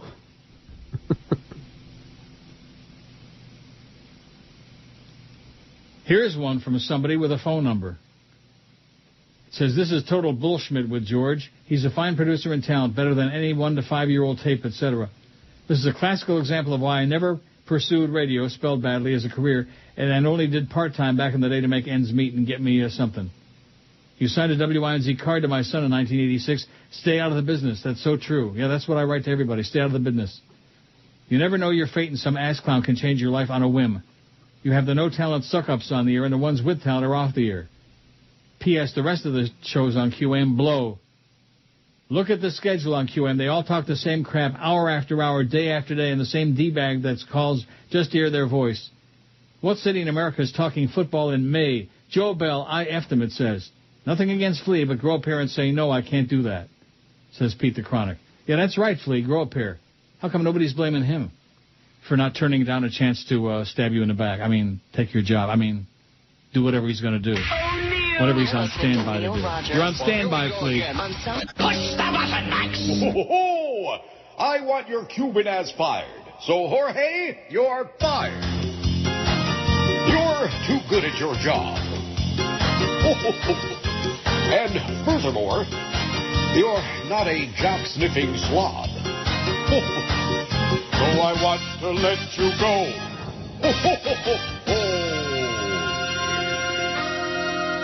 We lost $2 million in our first quarter, but that's not quite as much as we owed her. Now, with today's corporate mentality, it is to fail miserably set business goals to achieve with lazy mediocrity. Ho, ho, ho. Jorge? Great number, and I love your show. But I'm afraid we like our numbers to be low. Now, you refuse to talk about jobs. If I had my way, you'd be gone. Or at least that's what I want. I want you out, and let me explain to you why. Your numbers are far too high. Maintaining numbers like that, why, that would mean we'd have to get up and do something. Well, we don't want to get up. Sports is all you need for a radio format. Then just put your feet up on the desk and collect. Ho, ho, ho. Now, George, for the last 10 years, you've resisted crossing the thin gay line of sports. You want to work here? Embrace the gayness, my friend. Ho, ho, ho, ho. Well, so I just got 2 emails from Norma, the first of which I can't read because I can't open it. And the second one, this is sent to Joe Bell. At your direction, please read the second email privately, not on the air, which I did. Okay. And I think he articulated well for a change exactly my position, which is that nobody else is acceptable to be the producer on this show or to be the fill-in during the summertime. But at any rate, I can't read the first one, Norma, okay? Send it in a format that I might be able to open, like Acrobat Reader or something like that. Don't you hate that when somebody sends you? Well, you probably don't have that problem. I'll just send you a software disk or something so that it's probably like a DocX or something that you need Windows, whatever, 2007. Whatever. Brandon says, I sure hope QAM does pull off George what they did to Milton in the movie Office Space. Milton was fired and nobody told him, so he kept coming back to work. And when he asked where's his paycheck, the boss said, take it up with accounting. Yeah, where's my bonus check, by the way? Here's one from some poor bastard. It says, who cares about George? I just got canned on my way to Hollover Beach. Cheers. Yeah, well, good luck to you, okay? And stay off of Hollover Beach. Pervert. Neil, if your lawyer, Norma Kant, is unable to take care of what's right, get one who can, damn it. There were a dime a dozen, says Marty from Batavia. How's Del Manges doing, Marty? Here's one that says, from Liz, I became a teacher so I could dedicate my summers to listening to the Jorge Rodriguez show. What do I do now? I just turned down the option to teach summer school. From the teacher in room 32, it says. Thanks, How do you Liz. like that? That's sweet. Here's one that says, George sucks, but the fact he sucks is what makes the show great. I remember when he first was on the air years ago filling in, everyone would call saying, you suck, and all that silliness, and I would laugh so hard. You can tell George I would get mad in his voice. It was great entertainment. He'd get mad in your voice. I hope he ends up somewhere. I will listen to him. QAM sucks more and more every day, it says. Yeah, they do. They suck.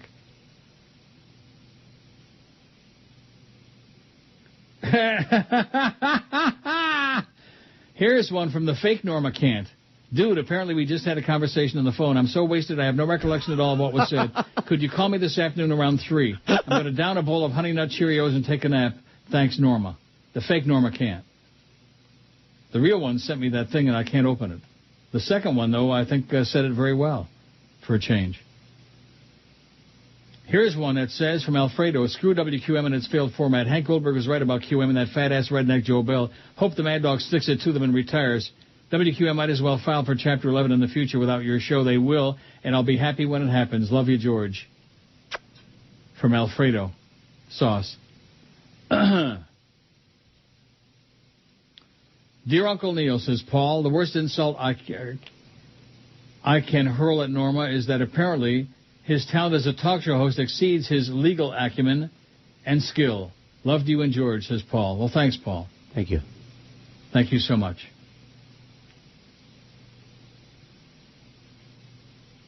What's my take on the Preakness? Oh, my God. This is Stokebroker. Get a life, Stokebroker. You bug me, okay? Here's one from a phone number. It says, hey, Neil, this is not hate mail. It's love mail. I've loved your show for 25 years. I love you and I love George. I have spent days thinking about this. To me, it's really simple. If they fire George, I'll stop listening to the Neil Rogers show. What else can I do? I want to hear you. I want to hear George. I don't want to patronize WQM or the Beasleys any longer. It'll be a sacrifice. I suffer withdrawal symptoms, but I'll move on. I'll also try to follow George's career and listen to him wherever he ends up, if it's possible over the air from here or on the Internet. I'll also remain eager to listen to you if and when you're on the Neil Rogers Show into a second outlet. If you ever get it, whatever it says. In that regard, I'll put in my lawyer's hat and point out to you several things. Oh, this goes on. This is long. The Chronic. Oh, this is Russell, the Chronic and Cocoa?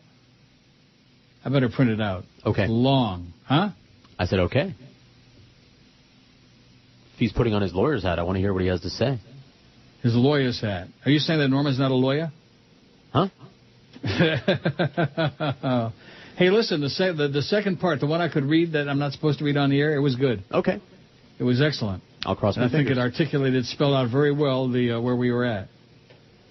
Now, let me see. This is sent, and he still didn't send me one that I can open up and read. The attachment, let's see.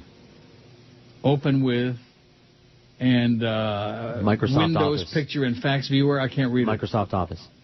Do what? Microsoft Office or Works.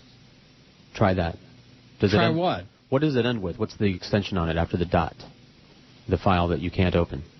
Oh, PG. I don't even know what the hell that is. Open with. Take a guess. Now, what are you saying I should open it with? I think you only have Microsoft Works on your computer. I got to send you a copy of Microsoft Office 2007. Windows Media Player? No. Microsoft Works. I know, got it on my choices here. You do because we were playing with it one morning. What? You do because we were playing with it one morning. Were we really? Yeah, we were. Well, don't tell anybody about that. All right. I don't know how to open this. I can't open it. Send it to me in a format I can read, Norma, whatever the first one is. Please. Pretty please. Oh, boy. I feel like I've been on here for 40 hours today. Oh, but it's so much fun. No, it's not. Frank says, it sounds to me like your contract does not protect George. If I heard you correctly, you said it had mutually agreed upon, which means you may agree with George, but if they don't, then he's gone. If you don't agree to anyone but George, then you'll be without a producer unless there's a clause to cover the chance that you don't usually agree. I would bet the contract says if you guys can't come to a mutual agreement, then the station gets the choice. No, there is no such statement. I hate to see George leave. While his on-air delivery isn't the greatest, his insight and intelligence and research is impeccable and invaluable. I didn't know you were doing research. All the time. His belief system is pretty damn near correct. I learn something interesting every time he's on, except for when he touts the Flowbots. They suck. What's that? It's a group. Can't please everyone, you know? Aside from what he does, producing your show and covering your 6 months of vacation in 6 days works for me, and I bet most of your audience, too. Yeah, it seems to be working pretty well lately, but not for this company. If they want to cut costs, why don't they start at the top and work their way down? I never understand that. People at the top who make more than they need never get cut when they're the ones who have greater ability to resurface, and 2, have better ability to survive until they do resurface, or 3, use their savings to start up something else. I feel for you, George, says Frank. He's feeling for you. Thanks, Frank. You feel it? I feel it. It feels good, too. I feel sick. Here's one that says, this is not hate mail, it's love mail. I've loved your show for 25 years. I love you and I love George. I started to read this. This is Russell and Cocoa, the Chronic. I've spent days thinking about this, and to me it's really simple. If they fire George, I will stop listening to the Neil Rogers Show. What else can I do? I want to hear you. I want to hear George. I don't want to patronize QM or the Beasleys any longer. I read that part. Yes. I put on my lawyer's hat and point out to you several things. One, if your contract is ambiguous enough to allow them to fire a producer over your objections, it's probably also weak enough to allow you to negotiate with Sirius or WTKS to simulcast your... Oh, here we go with this crap again. Nobody is interested in simulcasting this program, Russell. God. Jesus, does this wear me out. Instead of asking these entities for money they don't have, agree to provide the show for $1 the first year. Just get your foot in the door and piss off QM and management and ownership. There's nothing in the contract where they object to my simulcasting, syndicating the show. Quite the opposite. 2, in lieu of big upfront money, get Sirius TKS or whomever you hook up with to pay George to host 30-minute pre- and post-Neil shows. Something which has proven successful for Stern and his producer. This will really burn Jolly Joe, etc., for leaving a non-compete out of George's contract. Oh, here we go with this serious crap again. 3, take the advice of the little judge figurine who sits almost at every lawyer's desk. Sue the bastards. First get a real lawyer, then name everyone from the Beasleys on down. Claim breach of contract and fraud. Ask that all the monies due you under the contract be paid at once. Ask for real and punitive damages by including causes of action and harassment, defamation, damage to business, career, and reputation, as well as intentional infliction of emotional distress. Well, you got that last part right. And, of course, be sure to allege a recurrent pattern of unlawful discrimination by the defendants against Jewish employees. Throw it all at them so something will stick. What'd you think? Yeah, well, I'm a spick. Let's 4, oppose the motion to dismiss, which they will make. If they fail in the court sees the question of breach of contract or others must go to trial. Stop doing the show entirely and start looking for another job on another station or network, supposedly to mitigate damages. Oh, my God. Wow. This is a crazy person. All these years I thought that this guy had his head screwed on right. For fun, attend the depositions in your lawyer's office where the Beasleys, Joe Bell, Joyce, and others involved in the demolition of your show will have to produce all their private communications and answer embarrassing questions under oath about their motives and intentions, as well as precisely what they knew and when they knew it. This could be very therapeutic and fun for you and provide lots of show material, too. Oh, yeah, sounds like fun to me. Go to depositions. And 5, after the bastards have squirmed for a year and the station has lost dozens of sponsors and is hemorrhaging red ink, settle a lawsuit by accepting a full buyout for both you and George, payment of all legal fees and expenses by QM, and move on with your life. At that point, it'll be time for the other entities your show is on to pay you real money. Oh, my God. Well, what part of their... Nobody's offering a dime, don't they understand? Right. What doesn't he understand? I mean, we got some fake people. How many times do we have to say it? There are no offers on the table. Not a nickel, not a Canadian penny, Russell. Oh, God. Well, the ride that I've been tooling around in today. Now it's a classic set of wheels fixed up the way a brother would like it. Now it's been clean and shiny and the trim is gold anodized under my seat. I got a can of liquid cherry, yo. Aw, baby. Coconut, granada, cherry, chariot, baby blue. Aw, baby. Shiny little velvet, little smelly machine. Took the suspension out, so I bounced down the road in a Pit Daddy Superflyway. Now it ain't hard to stop, no big deal. Someday I'll get around to fixing the brakes. A 1979 Bonbon Catalina. She's sure looking fine. Now it's my baby Cadillac. Aw, baby. Coconut, granada, cherry, chariot, baby blue. Aw, baby. Shiny little velvet, little smelly machine. Yo.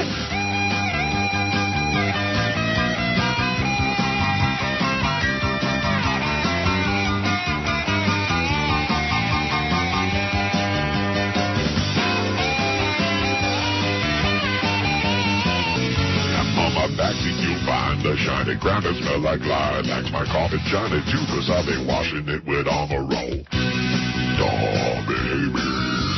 Coconut, granada, cherry, baby blue. Aw, baby.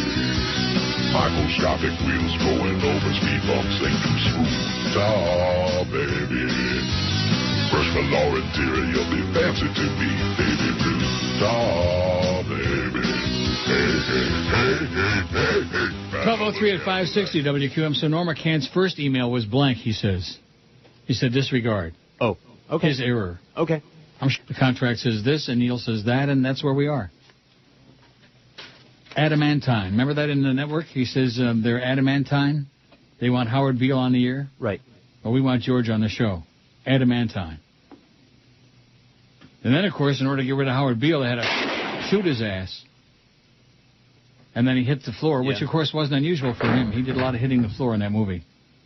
Yes, Poor he Peter did. Finch. Boy, he was so great. Yes, he was. He was good. Sunday Bloody Sunday. There's a real gay movie for you. You ever see that? No, but thanks for the warning. What does that mean? Oh, Latango, I can't read his last name, says, it's very disturbing to me that the topic of firing George is back on again. I thought that George's job was secured from the shows last week. Did not Joe Bell went into the booth and shook George's hand? Did he not went into the booth? Yeah, he did went into the booth. Valerie, okay? My offer is this. Nothing. I mean, the amount of money that they're paying you, it's just like the amount of money they were paying Ken Malden before they put him in a grave. How much money could they have been paying him? Not a lot. That was worth killing the man? Destroying his life? How many lives would you like to destroy, Jolly Joe, before you're finished? About 30, man. Before you burn and rot in hell with wild, oozing, bloody diarrhea for eternity. Did not Joe Bell went into the booth and shook George's hand? How can you shake a man's hand and the next week stabbed him in the back by trying again to fire gain? Boy, this grammar here is... It's very obvious that WQAM does not want Jews, Hank Goldberg, Kenny Malden. Maybe he rest in peace or Cubans, George. But I think the real reason QM wants to fire George is they want to humiliate you, Neil. Firing George is the way Joyce and Joe Bell want to get back at you. WQM wants to fire George is the way showing you, Neil, that QM is the boss and that you, Neil, are a slave, an employee. Neil, do not let WQM humiliate you by firing George. If you give up on George, you're going to let QM walk all over you. Believe me, once the George incident is over, they're going to find another way to humiliate you. Remember, Neil, WQM's objective is not to fire George, it's to destroy you. Well, to them. How do you like that? Here's one that says, who's this from? Jonathan somebody. I have to chime in while there's still time before they make a really stupid and unfixable move. I just heard George may lose his job. Unacceptable and disgusting corporate BS. You are correct, sir. They're trying to get you to get up, walk out, and breach your contract. Don't do it. I'm not going to do it. Stay on the air and kick their ass in court. Just keep your eye on the legal bills and keep them in check. George does a fine job when he works in your place. He's knowledgeable, reliable, loyal, and good people, which we know they don't care about. Apparently, they want to cut the bottom line and delete your salary from the books. At the same time, they can eliminate their top-rated show and stick a sports show in its place. They can stick the sports in their ass, it says. It's for dorks who don't get laid or degenerate gamblers looking for the spread. Even that sounds faggy. I can't believe they dare do this to you. I think they believe you've lost your edge and won't fight or rip them. I know better. We all know you have to choose your battles, and this one's worth fighting for, says JG. Oh, thanks, JG. Yeah, thanks. I'll be confused with Paul Smith. Oh, I already had this story about the Clarendon County waitress accused of shooting a customer at the restaurant after they had a dispute. Okay. No, I didn't have this one. Clarendon County. Where's that? Texas? Yakisha Ward, 29, is charged with assault and battery with intent to kill. Yakisha. How you doing, Yakisha? An early morning run for breakfast at the Waffle House on Paxville Highway in Manning turned terribly wrong for Crystal Samuel. I thought it was going to give me an all-star, said Samuel, a popular meal on the menu. Grits, sausage, toast, eggs, and a waffle. An all-star. She didn't get what she came for. Instead, she says while she waited for her order, her friends started eating. That's when Samuel says she was told they couldn't eat from carry-out trays inside the restaurant. I said, what's your fuss about? I said, we haven't paid for our food. She said, well, you all got to leave. How you want us to leave when we ain't paid for the food yet, said Samuel. How you want us to leave? That's when it got ugly. Samuel says she threw a waffle at the waitress, seen from her trunk. A gun magazine like Popular Guns? Right. A gun magazine, man. That's funny. Yeah. Investigators say Ward's gun discharged during the altercation. They say a bullet fragment struck Samuel in the arm. Deputies were close by when they rolled up in the parking lot for the victim, and the suspect was still engaged in a fight. I see. They rolled up in the parking lot, and the victim and the suspect were still fighting it. Before it ended, authorities say Ward struck the victim in the head with a gun. She got the last lick, said Samuel. Meanwhile, Ward is bonded out of jail. Tuesday afternoon, News 19 found her inside the Waffle House where the incident happened. Maybe she likes the Waffle House. Well, there you go. It's a whole bunch of crap. Here's one that says, get a real lawyer. Let's think this through. With Norm, you have no clout. Zero, zippity-doo-dah. They're breaching your contract, right? But what recourse do you have? Walking out? That's what they want, duh. But they know Norm isn't going to do diddly. You're the responsible party. Unfortunately, you have to do something, not wait for him to. He won't, he can't, is unable.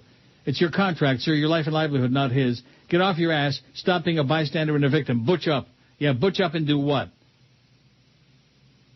Oh, my God. This is unbelievable.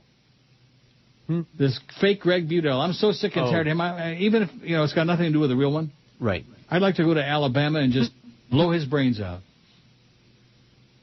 I mean, Jesus. Well, you're going to have some time. Why don't you do it?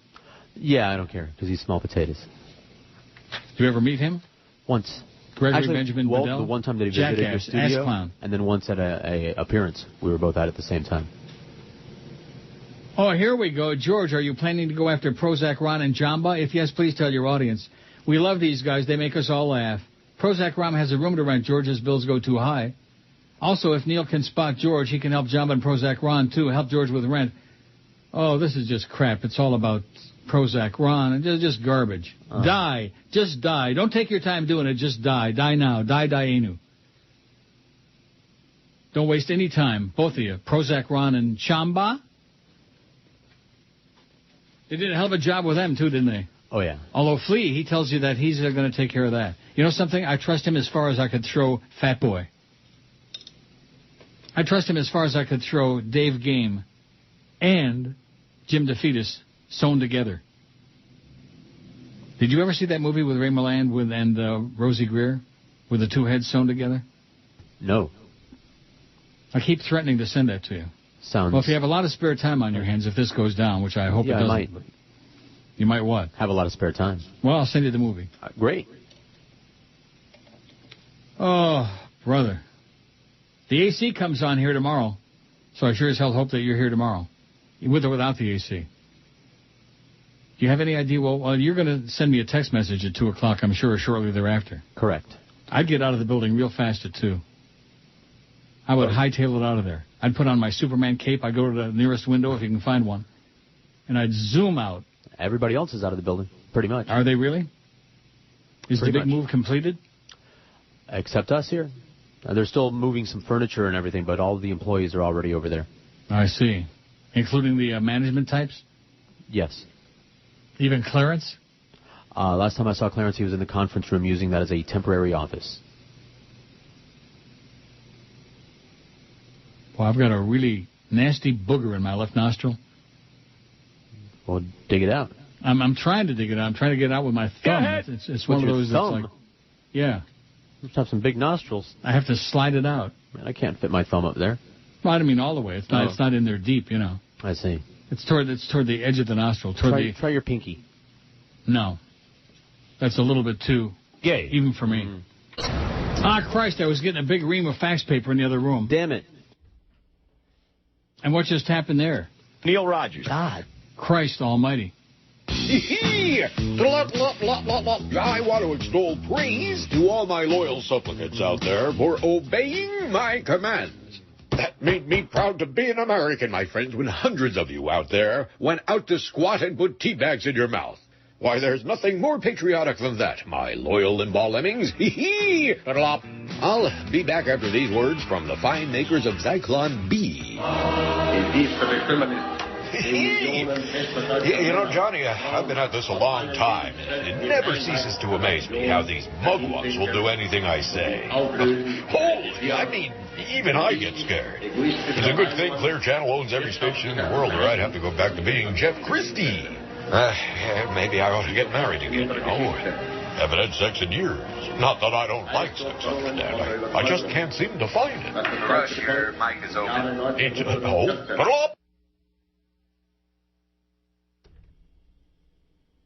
That's it? I guess it ends like that. Let me just back it up a second. One moment, please. I'm trying to back it up. Back that ass up? And it's not doing nothing. Come on, you can do it. Why is it not doing it? I'm pressing the search. I don't know. Press it harder.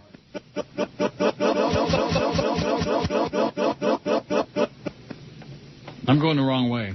Now let me try the right way. No, it won't back up. Well, screw it. 12:18 at 560 WQAM. On Happy Wednesday, May 13th. George is with us still today, although we don't know for how much longer. Is this a way to do something? I mean, this is so Bush League. Yeah, I wish they'd fired me nicely. No, I mean, that's not the point. But, I mean, if you're going to do something, do it definitively and either do it or either Schmidt or get off the pot. Oishmoy Jew says, listening to the George soap opera is getting depressing. No kidding. George is good for the Neil Rogers show, but apparently not good for a whole bill. He feels a specific requirement in this life, which is more than the other deadbeats at the station. Is there any chance George will go postal if he's booted? Keep your head down. Things could get interesting. No, I don't think there's any chance George will go postal. Although, didn't I say years ago that you would be the one? You did, but it would take something special. Oh. Here's one that says, simple formula for a winning team, not Joe Bell equals ass clown. Doesn't say clown. Have a happy and die and burn in hell, Joe Bell. They're getting less and less creative as the day goes on, you know. Well, maybe the good ones are being written as we speak. 367 on the poll. Our goal is 368. Our goal is to survive till 2 o'clock. That's my best take on it today. And let me say again, the more I think about this Flea business, the less I trust the little one. He's got too much of a history with your buddy Jolly Joe. They go back too far. And he's got his hooks into too many things going on in that building. You know what I mean? No, what do you mean? Just what I'm saying. He knows. This crap about how they told him he's on standby Mr. Highlight says, did George have a PayPal account so I, as a loyal fan, can donate to the George Will Be Unemployed Soon Fund? That would be good. Yeah, I do, as a matter of fact. Maybe I can raise your salary off the air and you won't have to work. You'd think they were paying you big bucks or something like that. Less than I'm worth. Don W's in Miami says, who the blank do they think they are at that sad little dog and pony show they call a radio station? Do they want to can George because he's intelligent? Wait, maybe that's it. They can't have people there who think for themselves. They need sheep who will follow them into the crapper where they're taking the show. Love you, Uncle Neil and George Rock, says Don W. in Miami. Whatever happened to Don Webb? I wonder if that one is still alive. Don Webb. What a wicked web we weave when we practice to deceive. So I've seen all of this verbiage from Norma Kant. Some pretty emphatic stuff, by the way, in spite of your skepticism. And mine. Holding my breath. Well, I'll let you know when to exhale. Here's one from Quincy. My name is Q, and I'm a big fan. I've tuned into you religiously every day for over 13 years. My mornings consisted of Sid Rosenberg and you, and it made for an interesting day, even though Sid's show was dubbed a sports show. He did a great job bringing a variety of topics outside of sports to the table every morning, and much like you, he didn't take himself seriously and was very funny. Oh, yeah. Now, listen to Imus. I listen to Imus on 9:60 a.m. in the morning for my Sid fix and then put you on. What, Sid is on with Imus again? I don't know, and I don't care. Yeah, I don't know. I did experiment the last 2 days with a new show at 780 and 790. Boy, this guy's got all the frequencies wrong. He's got 940 as 960 and 790 at 780. Maybe his dial's a little bit off. It leaves a lot to be desired. I haven't had hardly any commentary on that new Jorge Sedano and Crystal Fernandez Schwartz show. Without Sid, that station will fail. Yeah, he had those big numbers, ones and zeros. I even find myself listening till a bastard in the afternoons, it says. I hope the powers that be realize your importance to the station and this market and make you happy in the long run. Love to hear you and Sid mix it up one day. Oh, yeah, mix it up my ass. I'm sorry. And for what it's worth, I'm gay, too. Gay? Well, it's worth about a quarter. Maybe it's the quarter schlot guy. Oh, here we go. The fake Greg Budell just won't stop. Won't stop. I believe Norma's pulling one over on you. You keep saying no one wants to simulcast your show, but this couldn't be further from the truth. I don't know about WTKS, but I know for a fact that SiriusXM remains very interested in simulcasting your show on Sirius 101. Howard, that's whatever it is. Norm makes no effort to reach out, and you continue to sit back and do nothing. If George is really on the verge of getting fired, have him call Tim Sabian. It would be in his best interest. Now, they aren't going to pay you the big bucks, but I'm willing to bet it's at least $100K a year. This could pay George and Chicken X's salary.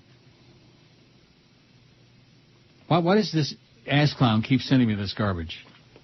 Well, what's the point? I don't know. Maybe he believes some of it'll stick if he throws enough crap at you. I mean, what does Greg Budell really have to do with Sirius in the first place? Best I can determine, nothing. Zippity-doo-dah. And if he's so tight with them, how come his show in Alabama ain't on Sirius? If he's such a big schmendrick. Redlands, Jim and Jan say, Neil and George, we aren't sure if you're getting our email, but here goes anyway. Well, why wouldn't I be getting it? I don't understand that. He doesn't know if I'm getting the email, I guess. I got it. You got it, too? Yes. We are loyal listeners of you, Neil, and George as well. My wife and I love the show and enjoy the days when George fills in. He has a perfect voice for on the air and provides more entertainment with his vast knowledge of many different subjects. Much entertainment. Some. We like George and have met him a couple of times in your studio as well as appearances. Neil, great. George, great. QM management, bad. Bad, with 2 A's, like a sheep. Bad. Oh, Greg Budell again. I feel sorry for George. He doesn't deserve this. Joe asked me about fill-in work, but I have my hands full doing 2 shows already, says the fake Greg Budell. Subject, you're fired. I'm so tired of Greg Budell. And obviously South Florida was, too. That's why he's in Alabama with a banjo on it. I guess they even got tired of him at the Sterling Country Kitchen in Hollywood. My mom says he was a lousy waiter, by the way. Really? No. Oh. She doesn't say anything these days. Here's one that says, hey, George, a couple of weeks ago, Derby Day, when the station was at Gulfstream, I passed by their table and said, keep George. You want to know their answer? The guy at the table says, George who? George Sedano? When I said, hell no, Jorge Rodriguez, the guy at the table started laughing. Did Beasley Broadcasting sell out to Cheap Channel, it says? Whatever that means. The guy at the table. Wouldn't you like to know who that was? I don't know. Could have been maybe it was Flea. Maybe. I don't know. He might be out there. You know, he might have been the guy out there at the table. Your good buddy Flea, your personal friend. Yeah. That's on standby to get that shiv and just stab you as hard as he can. Snooky says, If George is gone, then so is the little audience you have. Doesn't Joe Tinkerbell know that the Neil Rogers Show is the only program on 560 that actually has some decent ratings? I've been an everyday listener for many years and a frequent emailer, and I've turned many listeners my age, late 20s, to your show. There must be something you can do, Neil, to keep George on. Well, let me know what it is. Maybe you want to pay George's salary, Snooky. The entire town of Davie and Aventura will stop listening to 560 if George goes. Make sure you get that message to Joe and everyone else involved in George's forced retirement from the show. Your management is a big pile of steamy Joyce. Sincerely, your avid listener, another Jorge. P.S. Love you, George, and the show. Hate the rest. Hate. Not dislike. Hate. Thanks. Like that. Neil says, Dear Neil, this sucks about George. I'm a faithful listener. I am the Blue Oyster Cult guy. I hope to hear him tomorrow. Well, tune in tomorrow and see if George is still here. I know I'm going to be coming in here extra early. So if you show up tomorrow, I'll be here. Listening to Neil Rogers. If I show up, I'll let you know. On South Florida's Sports Later. 560 QA. Neil? God? I'm Chris Matthews, play hardball on MSNBC. I feel as giddy as a college schoolgirl who's wearing a skirt and those shrampy thigh highs, and the wind just blew over my coochie. Even though the economy is dismal and our world seems to be crumbling, I feel exuberant and excited, like a 13-year-old girl going to see Twilight. Welcome to three CEOs of the automobile industry to hardball. Got Alan Mullally of Ford, Robert Nardelli of Chrysler, and Richard Wagner of GM. Welcome to the program, gentlemen. Let's start with you, Richard. Didn't know if you realize that you're actually named after a station wagon. Last name's Wagner. Yeah, it's like a station wagon. That's funny. No. I think it's funny. Maybe you don't have a sense of humor. Anyway, let's go to you, Alan. Don't you think it's funny that Richard Wagner's last name is actually from a station wagon? I know comedy. Anyway, what are you doing, an elephant with three balls? You walking and pinching a giraffe? Anyway, let's go to you, Robert Nardelli of Chrysler. Probably think I'm going to ask you about the Richard Wagner name reference. I'm not going to throw you a curveball on hardball. Okay. Why is it that you guys flew on private jets in to get your big bailout money? Don't you think that says to the American people, screw you? I think it sort of says, screw you to the American people. Well, don't get me wrong, I'm a big believer in spend, but that's kind of crazy, right? Well, I'm trying to say... Although I wish I had a private plane, that way people wouldn't overhear the stupid things I say while traveling on mass transit. Let's go back to you over there, Richard Wagner. Your name reminds me of where I had sex for the first time. Get it, station wagon? Hey, are you wearing any wood paneling on your side? No. Anyway, let's talk about the big bailout you guys think you deserve. Well, thank you very much. Go ahead. Go ahead. I'm trying to get an answer out of you. How do you feel about the bailout? Yeah, Chris, Do you really think... Go ahead. Chris, go ahead. What I'm trying to say... Let's ask Robert Nardelli the same question. Nardelli, wait a minute. It just hit me. Your name sounds like a macaroni. I think I had some vodka sauce in Nardelli last night. Well, I don't think... It's funny. Come on, admit it. No, knock, knock. Who's there? Banana. Banana who? Knock, knock. Banana. Knock, knock. Who's banana. there? Who's knock, there? knock. Who's Orange. there? Orange. You're glad I didn't say banana. I know comedy. Let's go back over to Alan Mullally of Ford. Wait a minute. You know, your name reminds me of Big Valley with Miss Barbara Stanwyck. It rhymes. Mullally, Big Valley. Of course, you could also be the chick from Will and Grace with a high squeaky voice. Don't you think it's funny? Go ahead. Listen. Go ahead. I'm it's here. funny. I'm telling you, it's funny. Miss Barbara Stanwyck, Nick Hinch, where we first saw the $1 Million Man, right? Lee Major. It's funny. Listen, we're here. Done listening to you. Maybe they'll backtalk the host. Tune in tomorrow when my special guest will be the priest, the rabbi, and the prostitute. That's funny. Chris Matthews played hardball on MSNBC. 12:33, 27 before 1 at 560 WQAM. Boy, sure got a lot of emails today, let me tell you. Oh, let's do this more often. I beg your pardon? Let's do this more often. I got news for you. I don't think you're going to be the last one. In fact, I got one from Jimmy Syphilis. Says, Georgia Small Potatoes, Joe Bell assures us that WQM will have a new midday show soon enough. Harvey here's QM is waiting for someone's non-compete to expire. You should have your agent contact that station in Orlando. It will be a good place for you. The Parliament House can sponsor your show. If anybody should know about the Parliament House, it would be you, Jimmy. You fairy. Jimmy Syphilitic. The Real Firefighter says, if anyone currently employed by WQM is not under contract, is not actively looking for another job, is just plain stupid. QAM management treats people like pawns. They have no dignity or honor.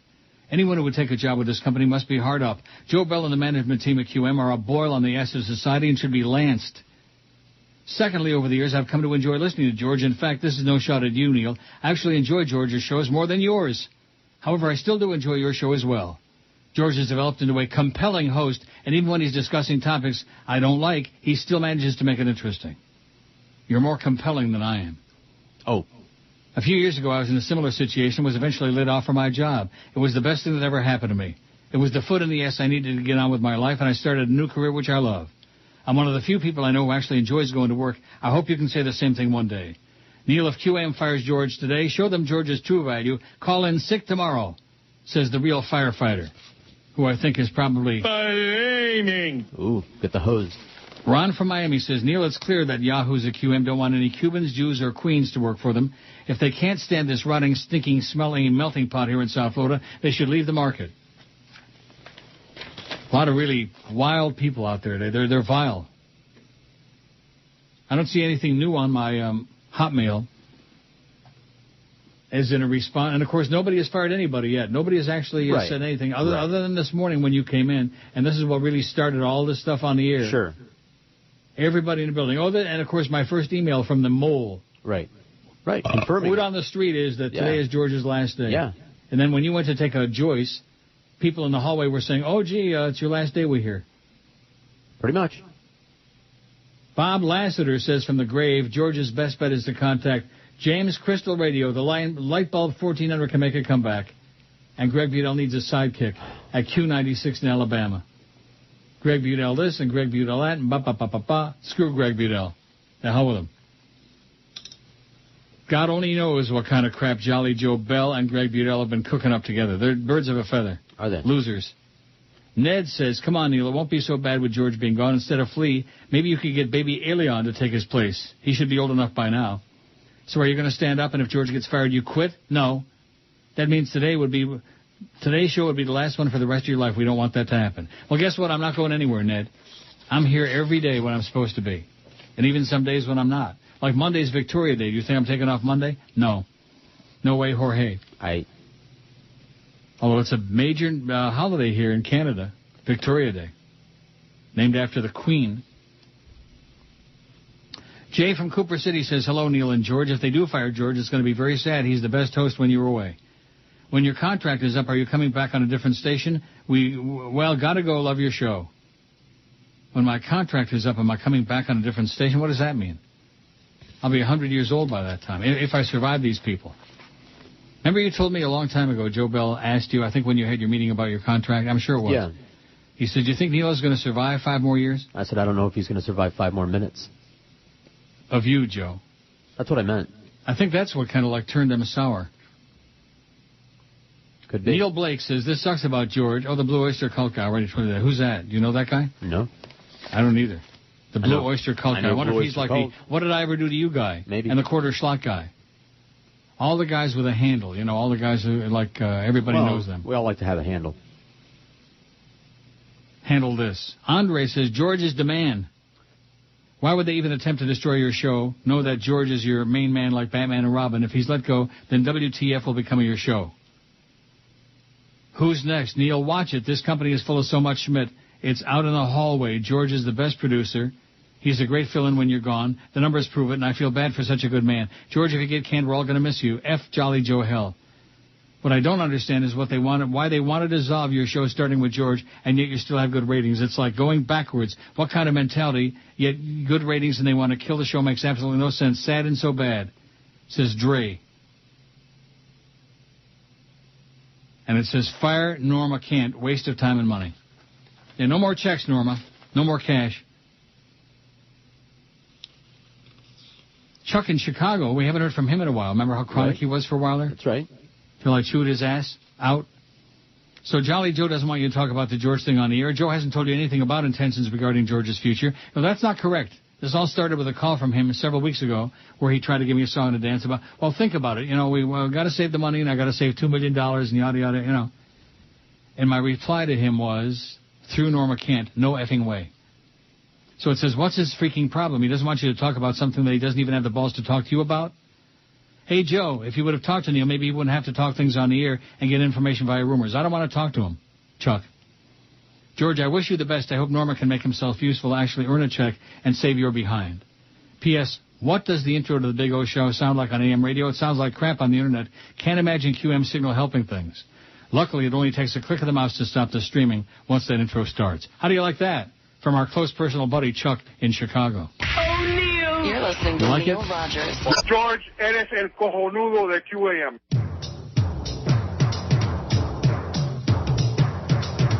George, Jorge Rodriguez, big producer guy. He's uncircumcised. George, Jorge Rodriguez, cryptic son of a bitch. Don't give him no shit. With a boss like Neil, he's got a great deal, free food and a brand new set of wheels. If you got the balls to give him a call, just remember that he won't take your crap. He's George Jorge Rodriguez, clean as he can be. You won't find no cheese. Don't give him no. QAM, what do you want? George Jorge Rodriguez, cryptic son of a bitch. 1244, 1601 at 560 WQAM. Flea sends me an email. Flea Okay. Says George needs to contact Bubba. He'd be a great addition to the Bubba Sponge show. Anyway, talk with you tomorrow, Neil. Flea. Ha ha ha. Wah wah wah. Pathetic. Yeah, pathetic. Glenn says, I will not miss George. I will simply follow him to his next gig. The managerial treatment of him is typical South Florida. If anyone wants to do George a favor, how about getting him an on-air six-pack of Hotway beer? Hotway. What'd I say? Hotway. The H That's is what I silent. said. You know, it's Hotway. Pickish. All right. The H is What? silent. Poll time. Who really deserves to be fired at that station? May those upper management types take a load of X-Lax and do a meltdown out of their clothes or something. I can't read it. Can't read it, which is probably just as well. Our close personal buddy Mike Johnson says, if this in fact is farewell to George, then I've enjoyed hearing your partnership for almost 15 years. I remember graduating from high school and spending the summer getting acquainted listening to George and yourself. Off to college, the days were spent listening online via the AudioNet software to you, albeit 500 plus miles away. I feel like part of me is dying with the news of George leaving, still not confirmed. In his honor, maybe you can play the George Rodriguez song, one of my favorites from the old Best of Neil CDs. George, good luck. I just played it. Is that the one he's talking about? I think so. Yeah. Just played it, Mike. There you go. No extra charge. Thanks, Mike. The Dow's down 158. Things are looking down. Down, down, down. Gotta go down and not up. Isn't that what they said on the morning show before all the time SAC destroyed the numbers? I mean, Jeff says, what's the problem with everyone these days? If it ain't broke, break it. WTF, question mark? What the... Please take calls today. Have George screen them and let the listeners voice their discontent with the situation regarding George. No, I think the emailers are doing a fine job. And you know I can't screen calls anyway. That's right. George don't have the ability to screen calls in there anyhow. Schmuck. Please take calls today. No. At least give us a voice. You got a voice with the emails just like the one I'm reading here that you wrote. George has more talent than anybody except you, Neil God. George Cannon should sue them if they're in breach of contract. You should lend him your lawyers. Oh, I wouldn't do that to him. Thanks. Do something, Neil. Since they cut your pay, offer to pay George half his current salary and have him sit there and do the show regardless of his employment status at QAM.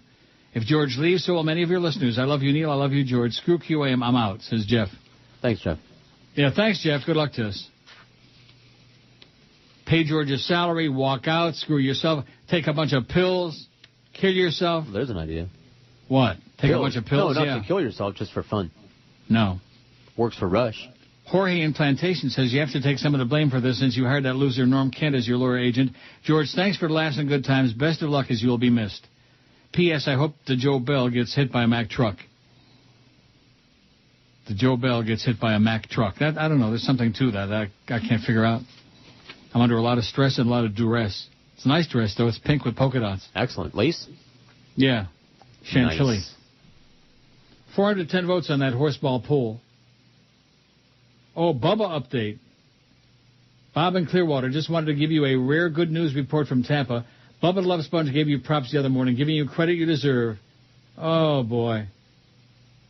He normally is bashing most other radio voices, but he sucked up to you properly. It was refreshing. I'm tired of hearing about this, okay? I'm tired of hearing about Bubba licking my ass. God. Oh, Joe in Palmetto Bay says you guys have milked this enough. Like, again, another one of these guys, like this is a setup deal. Right. Like I would go through this kind of stress over a stupid-ass setup deal.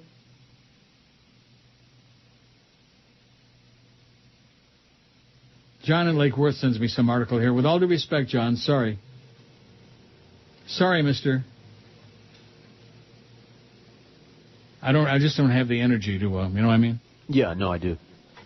I'm sure you do. Yeah. I feel drained like an old sponge. A little bit. Joe in Palmetto Bay says, enough already. You guys have milked this enough. I've been listening for weeks about this. I've noticed that you read with relish all the negative letters, emails about George, and poor George just has to sit there while you stick the knife into him, all while you pretend to be supportive. Right. I only read the negative ones? I read them all. That's what I thought. Find a way to keep the guy's job or move on, but do the right thing and get an interesting, provocative show going. Don't be so lazy with content that you use this issue day in and day out. Just for the record, when you're not on the show, I do not listen to George. That's the point, is it not? It's the Neil Rogers Show. Perhaps you should be on it more often. Well, what a caustic bastard, huh? I'll say. The show must go on. Yeah, it must go on with or without your caustic email, Joe in Palmetto Bay. Boy, he don't listen when you're on. But he accuses me of only reading the negative. I just read his, whatever the hell he said. Yeah. He's all over the place. All over the AOR, all over the road. Steve says, unfortunately for George, the silence from Jolly Joe is deafening. All it would take to dispel the rumor is for Joe to stick his fat head around the door and say, don't worry, George, everything okay. Oh, yeah, I'm waiting for that to happen any second. He'll come in and shake your gland again. Sure. You still here? As he isn't doing this, then 2 and 2 would seem to make 4. As a commercial decision, this is suicidal. As a personal decision, it's the work of a bastard. Bastard from a basket. Good luck, George, says Steve. Thanks, Steve. Good luck, George. Bastard from a basket! Right. Baron Fitz says, I'm having a hard time understanding how this is happening to George. Your contract says you get to choose your producer. I'm no legal expert, but that seems black and white. Where is the loophole in that? How is that not breach your contract? This sucks. It says the producer will be George or a producer of mutual consent. I do not consent to Flea. I trust him as far as I could throw Harry Elefante. I don't trust him. And I'd be more than happy to tell him that right to his ear, right to his face, since you tell me he listens every minute of every day. I don't trust you, Flea. You're the mole. And the fact that he struck up this great friendship with you, and of course I'll be next. First George, then Neil, and then of course it'll be Sid the Kid or some other sports nerd on here in midday. That's what they're looking for. I think so. Find a way to get me to take a walk. As opposed to like saying, hey, how about if we paid Neil 50 cents on the dollar for the next 4.5 years? You think he'll opt out for that? That's what they ought to be talking about, a buyout. Because they're deballing the show to the point where there's going to be so little left. What'll be the point? But I'll keep taking the checks. Adolf Schickelgruber says, Neil, Norm Kant has clearly opened the door for Joe Bell and his clan to jettison George. Norm is a slacker and a non-hacker, as shiftless as they come. Maybe Georgia Beasley can save the day. Oh, yeah. She's really very effectual for us. She loves the show and all of this, but she's, only real brinkmanship will make QM back down. I hope this disgraceful act does not transpire. If it does, George as a survivor will land on his feet. Best wishes, George and Neil. Dolph. Adolf. Thanks, Dolph. We love your meat tenderizer, Adolf. Not. Hated that. The real Adam Kirshner says, I wouldn't be surprised if Joe Bell is paying off Norma. This is really sick. Yeah, it's sick, all right. Sick is correct, Adam. Maybe Adam can help you out. No thanks. Get your job at the Scum Sentinel. They're adding a lot of payroll. Not. No thanks. Oh, this is cute. From Mortar Forker. Yeah. Today is the darkest day in the history of the Neil Rogers Show. And the second darkest day in the history of South Florida radio, ranking only behind Moe's first day on the air. I find it hard to believe that there won't be any more shows when you're out. No more Suds Coleman on Fridays when you're out. No more fapping to Lucy Lopez's voice. No more hysterical drug talk, and I'm not even a druggie. George was the everyman, the link between the audience and Dee known as Neil Rogers. It's all gone now. It's all gone. I hate Joe Bell more than anyone else on the planet except Moe. Good luck, George. I'm sure you'll wind up just fine. And thanks again for recommending The Beast many times. A great movie that this was, and I never would have checked it out with you recommending it on the air all those many years ago. The Beast? Yeah, you would have liked it. It has our friend Rocky Stephen Bauer. It's Aria? Yeah. Stevie Bauer? Playing an Afghani, no less, and doing a good job of it. Really? Yep. Good movie. An Afghan hound? Or a brownie Something hound? like that, yeah. A mujahideen. I'm sorry, brownie hound. I don't want to start in on Jimmy Syphilis again. You fairy. Fred Souter, our close personal friend up in Gainesville, says, like my former coworker Kenny Kramer said the other day, there's not much you can say about the Bush League way that QM is treating George. Joe Bell is obviously the George W. Bush of radio. That's right, he loved our ex-president. First, the streaming service that QM switched to a few weeks ago makes it impossible for most government workers like me to listen to your show live any longer since it's blocked by most government servers. I'm home with my 2-month-old daughter in the mornings, however, so I can listen to the first half of your show. My hat's off to anyone who's lasted this long in commercial radio. Rather than hang around and work for a bunch of ass clowns who'd rather me work for free, I decided to cut to the chase and volunteer for a community radio station instead. If you want to see how radio executives have hurt their own industry on a daily basis, the former owner of Inside Radio started his own blog to cut radio a daily ass at insidemusicmedia.blogspot.com. Last week, George was talking about our former IOD cohort, Mike Bohan, the blind board op. Yes. He's made Mike an integral part of his dream radio station. He said he'd made... Yeah, he's part of my dream radio station. I'd have to agree, plus I'd surely put George in charge of operations and production at such a facility. What management there doesn't realize is that George knows where the bodies release most of the classic bits are buried. They're obviously trying to get rid of George before the studio site move, but they're clearly cutting their nose to spite their face. As said before, QM wants nothing to do with anything that gets numbers. It'd be nice if Norm Kent had the testicular fortitude to do something for George, but I guess he's too busy with TWN if he's still involved with that paper anymore. File a breach of contract suit with BBGI immediately, damn it. Either way, George will be sorely missed if they do make the decision they seem hell-bent on making. I'll keep in touch, George. Maybe we can have a round at the Billabong if I ever make it back to South Florida, which is getting harder and harder for me to find an excuse to do these days. Billabong's closed. The what? The Billabong is closed. It's closed? It's closed, yeah. Fred. Meet you at the PRL Euro Cafe in Hollywood. To paraphrase Hunter Thompson, WQM seems content to march to its own demise on a road of bones. Vaya con Dios, says Fred. Thanks, Fred. Thanks a lot, Fred, and good luck to us all. We need listening to Neil Rogers. It's Scott Burrell. And when I'm up in Boca Chica slapping old women with painted lips around the pool, I listen to the Neil Rogers 1 to 2 hour. I listen to the Neil Rogers Fair and Balanced 1 to 2 hour.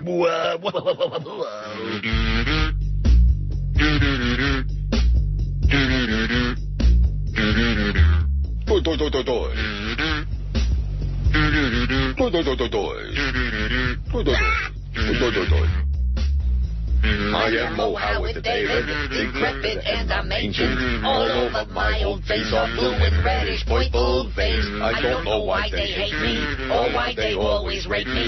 It must be cause I got these blue and reddish, purple veins. A vein pop on my arm like a Rand McNally map of Lackawanna. I got veins on my nose, nobody knows that under my clothes I wear pantyhose. But that don't mean that I'm gay. If you think my arms are bad, you ought to see my legs. I might as well keep them smooth and shaved to show a little class the next time I'm raping her. I could go to a surgeon, but that gives me the shivers. I would not want to walk out looking like Joan Rivers. Where am I here? I fired the beast, the fat little freak. I did him a favor. Now he can't afford to eat. The reason I dismissed that stinking fat bastard is because he wouldn't shut up and he can't play canasta. Hey, somebody talking over there? Nobody talks when I rap. I rap, then you talk.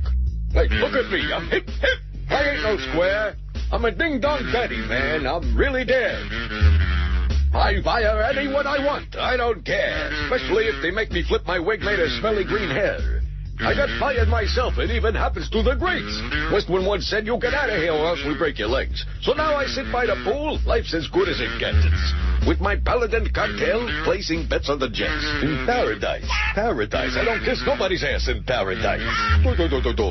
I'll be schlepping down the Spookins when I get the chance, but the cleaners aren't ready with my lime green pants. How long does it take? Guilty calling complaint. It was just a little thought, so what I left this stain. You think that's funny? Want a knuckle sandwich, buddy? I can do what I want, because the management loves me. Can I tell you something, Mo? Something you ought to know. For the longest time, I wanted you to be my hoe. You ain't my type, pal. Now answer, pal, no. What are you doing? I won't take no for an answer. Get out of here. Not you. Get out of there. Get up, bitch. Do the door.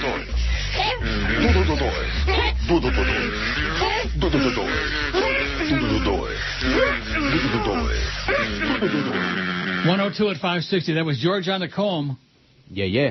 I guarantee you Flea ain't going to be able to do a comb over like that.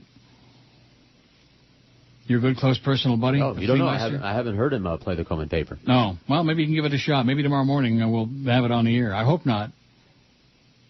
So what do you think is going to happen at 2 o'clock? I don't know. In the history of my life, I have never seen anything done so poorly, so ineptly, so cowardly, so awkwardly, so tragically. I think what they're trying to do is wait to see, just how far we're going to push it. Yeah. I'm pushing it. All right. And I'm sure as hell not going to get up and walk out. I'm positive that I'm the target, not you. Positive. There is no doubt in my mind.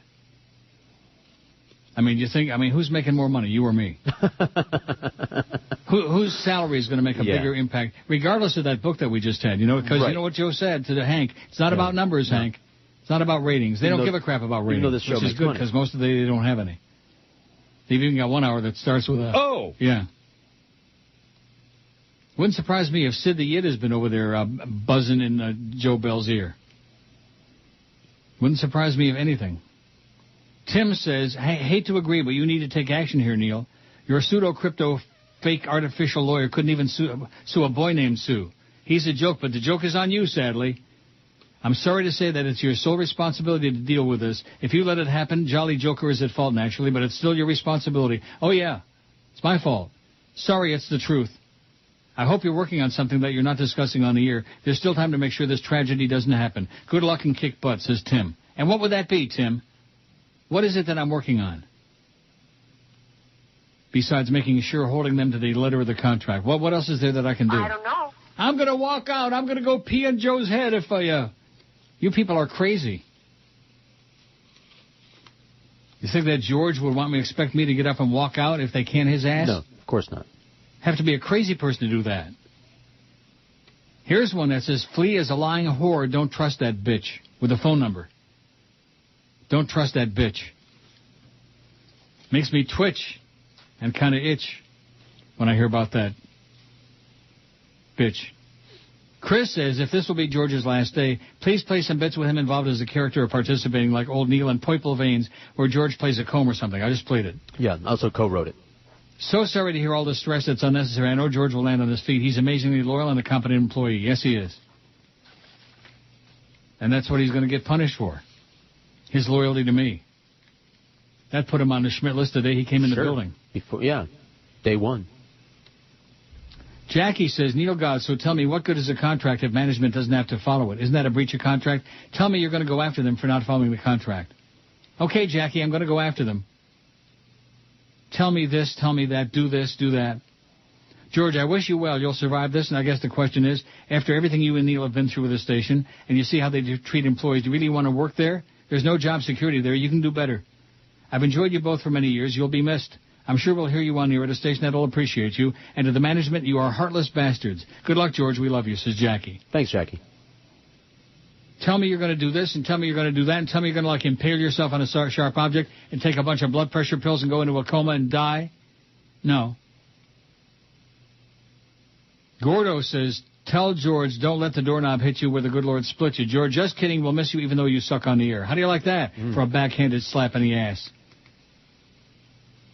Johnny Dork says, I'm sorry to hear about George. Since he's leaving, I'd be willing to sit in on the show for $300 a show. Tell Joe I'm willing to come in to help during the summer. I know Greg Budel's interested as well. Johnny Dork, over my dead body, you and Greg Budel, a match made in purgatory, man. Couple of real radio losers, radio drifters. Barry McCockner says, missed the beginning of the show. Have they announced his canning? No, it's just that everybody in the building seems to know about it.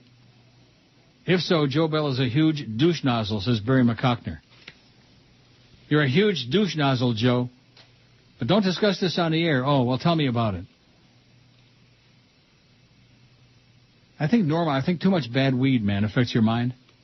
No question. As I emailed you over the weekend on Saturday, he didn't email me anything about discussing anything on the air or not. But it's like... Paul says, listening to you both for years now, I've laughed, been informed, entertained, more than I could have hoped for. However, this is very real, and I can feel the tension coming out over the airwaves. 2 days ago at my company, we received notice of upcoming involuntary separations, layoffs to us working people. This waiting for me and what they're doing to George is almost unbearable. Your show has suffered the wrath of Joyce due to it all starting with Janet Jackson's malfunction. When many stations have loosened up and people have negotiated more wiggle room to speak freely, WQAM has tied your hands even more. As long as you are there, I'm here. But when you go, I'll move down the dial to Dr. Laura. Oh, God. Anywhere but a Beasley station. George, best wishes. Hope to hear from you soon. Neil, if they buy you out or not, how soon can you start elsewhere? Yeah, maybe I should consider all those big offers that are coming in, from Greg Budel and Right. Take your time with it. Mr. Radio, all those people. And who's the one with the Orlando deal? The Phantom Informer, right. Yeah. All the fakers all the time.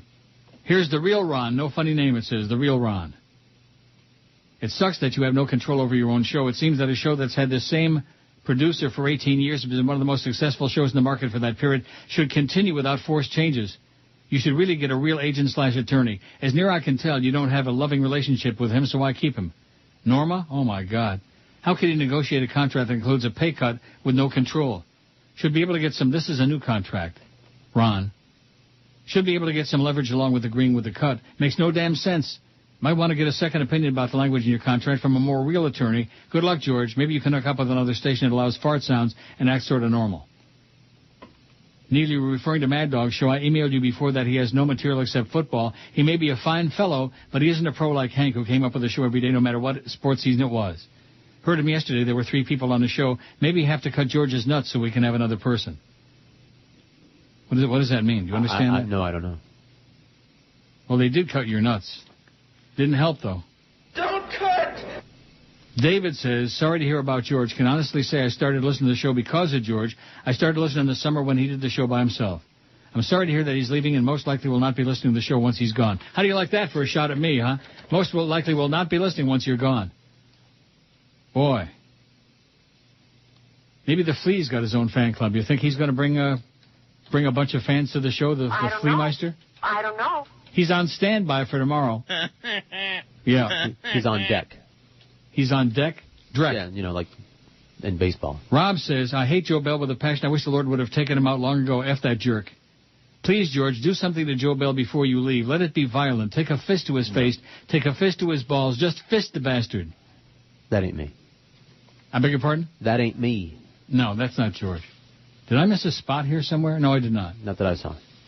What? Not that I saw. Well, you better keep your eye on it, okay, mister? Of course. Because you're still on the time clock. I fixed a spot problem earlier. Clock is still ticking and taking a licking. Well, at least my stomach pain subsided, and I don't have to joist profusely like I thought I was going to. There's one of us. One of what? One of us has no more stomach pains. Well, I'm sure you do. Neil and George, tell management they blow and leave now. Be a man. Please go to lunch. What's your take on American Idol tonight? I don't care. Oh, this stockbroker Rick, you're an idiot. You're a moron. My take on American Idol. The whole world is crumbling around us, and this jackball wants to know about American Idol. Dear Neil, I'm one of your oldest listeners. If George leaves, we will have to turn the station off. Why is WQAM doing this? Are they crazy? Hope you'll end up on satellite in the short term. I'm sure we'll hear both of you soon, says Al. Yeah, Al. Al in Weston says, yeah. We'll be on satellite with Greg Budell. These people talk out of their ass. They talk fantasy garbage.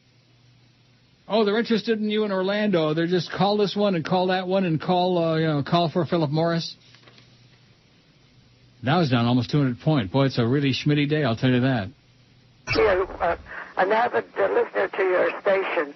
I'm so disappointed. Can't you get that slut off at 8 o'clock at night? I have nothing else to listen to at night. Please get her off. Nobody enjoys her. Thank you. And now live from Rigel 7, it's the Neil Rogers Show. I like the ease of this song for bit writing. Plenty of time like the American Pie thing. Melody guide so I don't sing off key. This is my favorite karaoke. Yeah, I love the way that bit ended. The bits haven't been the same since Boca Brian died. I know. Yeah, I heard that was some party Greg Reed threw. Yes. Good thing I didn't go. Lots of dancing. Of course, it's not easy flying back there from Rigel 7. I know. Thank God. Bill, God. I'm here. It's all over for you poor schleps stuck on Earth. Yes. President Noel. Well, if you're lucky, that crackhead is the last Bush to rig an election. Who's on this line? WQAM? Mr. Rogers? Speaking. I was in the Publica Galactica today, sir, and let me tell you, the clip-out coupons in Thursday's paper are deceiving. I discovered to my shock this is at the George. checkout counter Yes, I know. Redstones was not 2 for 99 cents. On the contrary, Cut 'em off. it was 2 breakstones for 99 cents each. Now, I don't know about you. That's right. They tried to peddle me 2 breakstones for the price of 2 breakstones cottage cheese when the coupon clearly stated that... Well, use the cottage cheese that's growing in your toenails. Now, who's this on line 7 and 9? Klingon Penal Colony, hello? Never got into that. Retired. Okay, on that note, I gotta renegotiate my contract. How about a 1-minute show, huh? Oh! You can fill the other 3 minutes. That's right. Sporto Concubine is next. George? Bye. 118 at 560 WQAM. Peggy is delusional. Peggy says the online streamer of both your site and WQAM site is not working. Wrong, Peggy. If the show isn't streaming, then how come she's the only one that's bellyaching about it? We're getting emails from all these other people. What? Right, we'd be getting a lot. We'd be getting several people saying, what's going on with the streaming? Sorry, Peggy, but operator error, I think. You got a problem. You got Surus, Peggy. Of course, she can't hear me saying it anyway because the streaming's not working. What? Exactly. Larry says, I usually tune in about 10:30 every day, and yesterday I thought George took a pay cut and the deal was sealed. When did we say you were taking a pay cut? I don't remember that. You're dreaming, Larry. Today I tune in and all hell is breaking loose. I thought he was always part of the deal when you signed on to WQM. He was, and he is. I know that you're loyal to the people who work for you, just like Howard Sperm is to his peeps. Or maybe this is Sweeps Week live on TV, and we all wake up and it was a dream. Oh, yeah. Always with you, Larry. Well, thanks, Larry, but it ain't no dream. Yeah, it ain't no sweep. We find out this morning through the grapevine that everybody else in the building knows that this is George's last day, supposedly, only nobody's telling him. And if it is, thanks for the memories, thanks for everything. Welcome. Whatever you need from me, other than money, you got it. Other than money. I ain't gonna ask any. Zisco says, won't take much of your time. QM is not a ship sinking, it's a ship that is sunk. And you and George are stuck in a tiny pocket of air that's slowly closing. Get out while you can. Grab George by the belt. He's a strong swimmer. Go somewhere else already. Please, love you guys, says Z. Yeah, that's easy. Just send emails and all of a sudden we'll pop up and make billions of dollars. Yeah. These people are in denial. They don't understand the nature of the business, the nature of the economy, the nature of everything that's going down. Marloy says, Neil, is this a joke about George? No, it is not. Go to our website, read Tommy Jicka's column from the Sun Sentinel 2 days ago, questions and answers.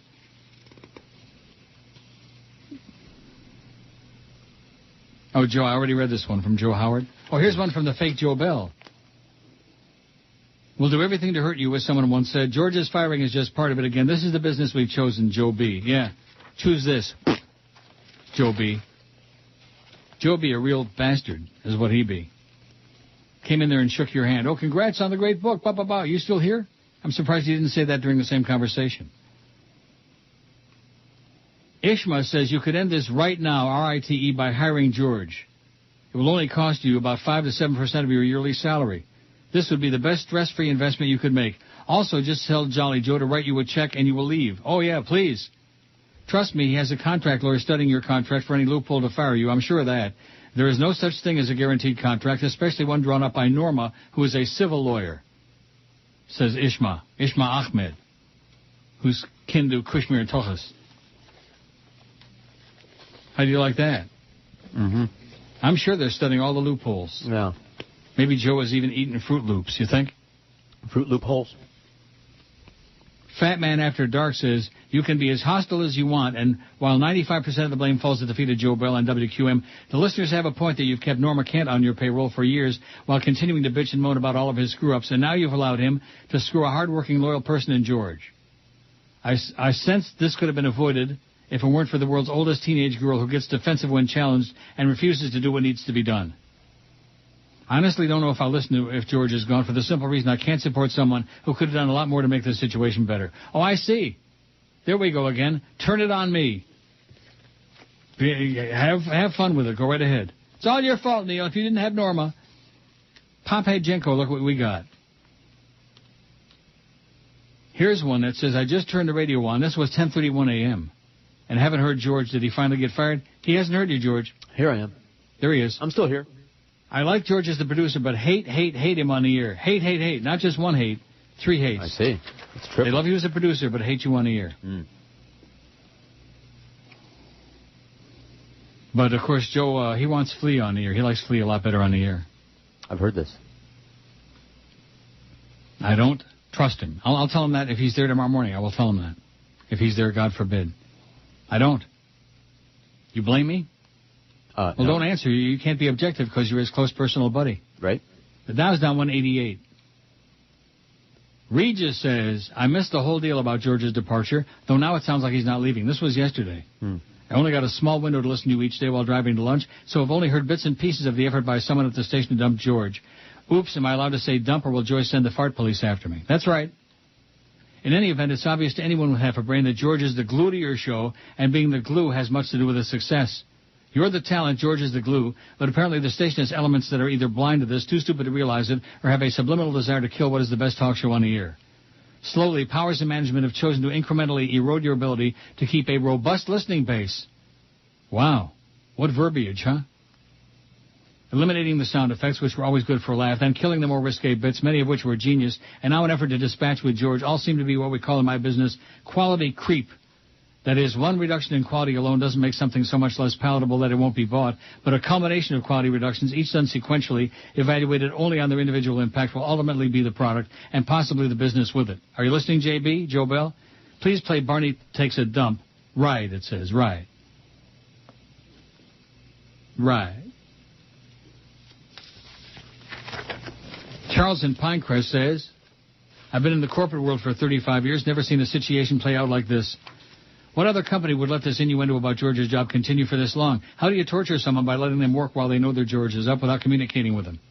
You've said a lot of negative things about your bosses in the past, but you don't need to say anything more about Jolly Joe. I've learned all I need to know from just watching this situation play out.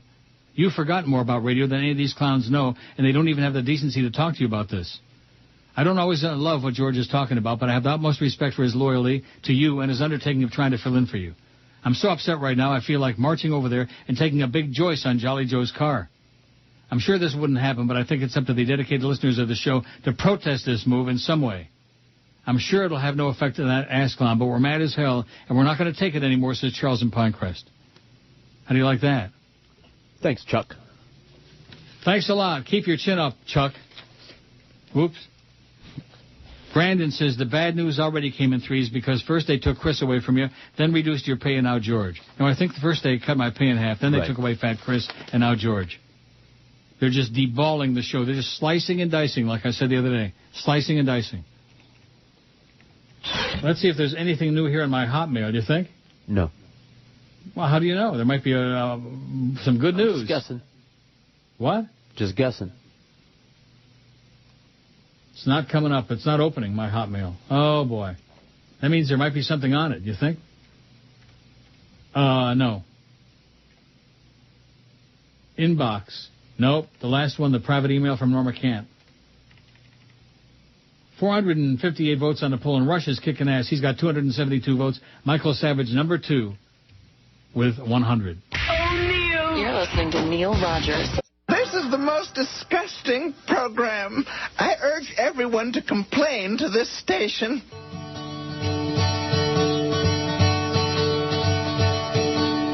Geldy, talking on a sports show, trying to be macho. Your voice sounds just like a 7-year-old girl, a little sports hole shill. What else are you there for? Geldy, talking like a baby who needs a little training. Why can't you understand? You don't sound like a man. Remove the rubber bands that choke your scrotum. Geldy,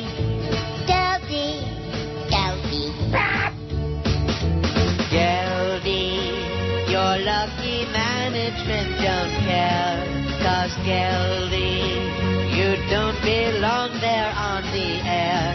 And Geldy, the sports can wait till your voice cracks, 'cause anyone who sounds like that should find another job And they should only take you back when both your BBs drop. Oh, Goldie, Goldie, when you gonna grow up? You make us wanna throw up. You silly squeaky boo, go to broadcasting school. Your prepubescent voice makes you sound like a putz. You're a putz. You're a putz. You're a 132, I just got a message from Garcia from South Florida. My bonus check did not arrive in the mail again today, even though it's like 12 days after the numbers came out. I see. Bonus check is late. Now, who do we complain to about that? I don't know. Your lawyer. Oh, yeah, my lawyer, my erstwhile attorney, who's working feverishly to try to save your ass, evidently.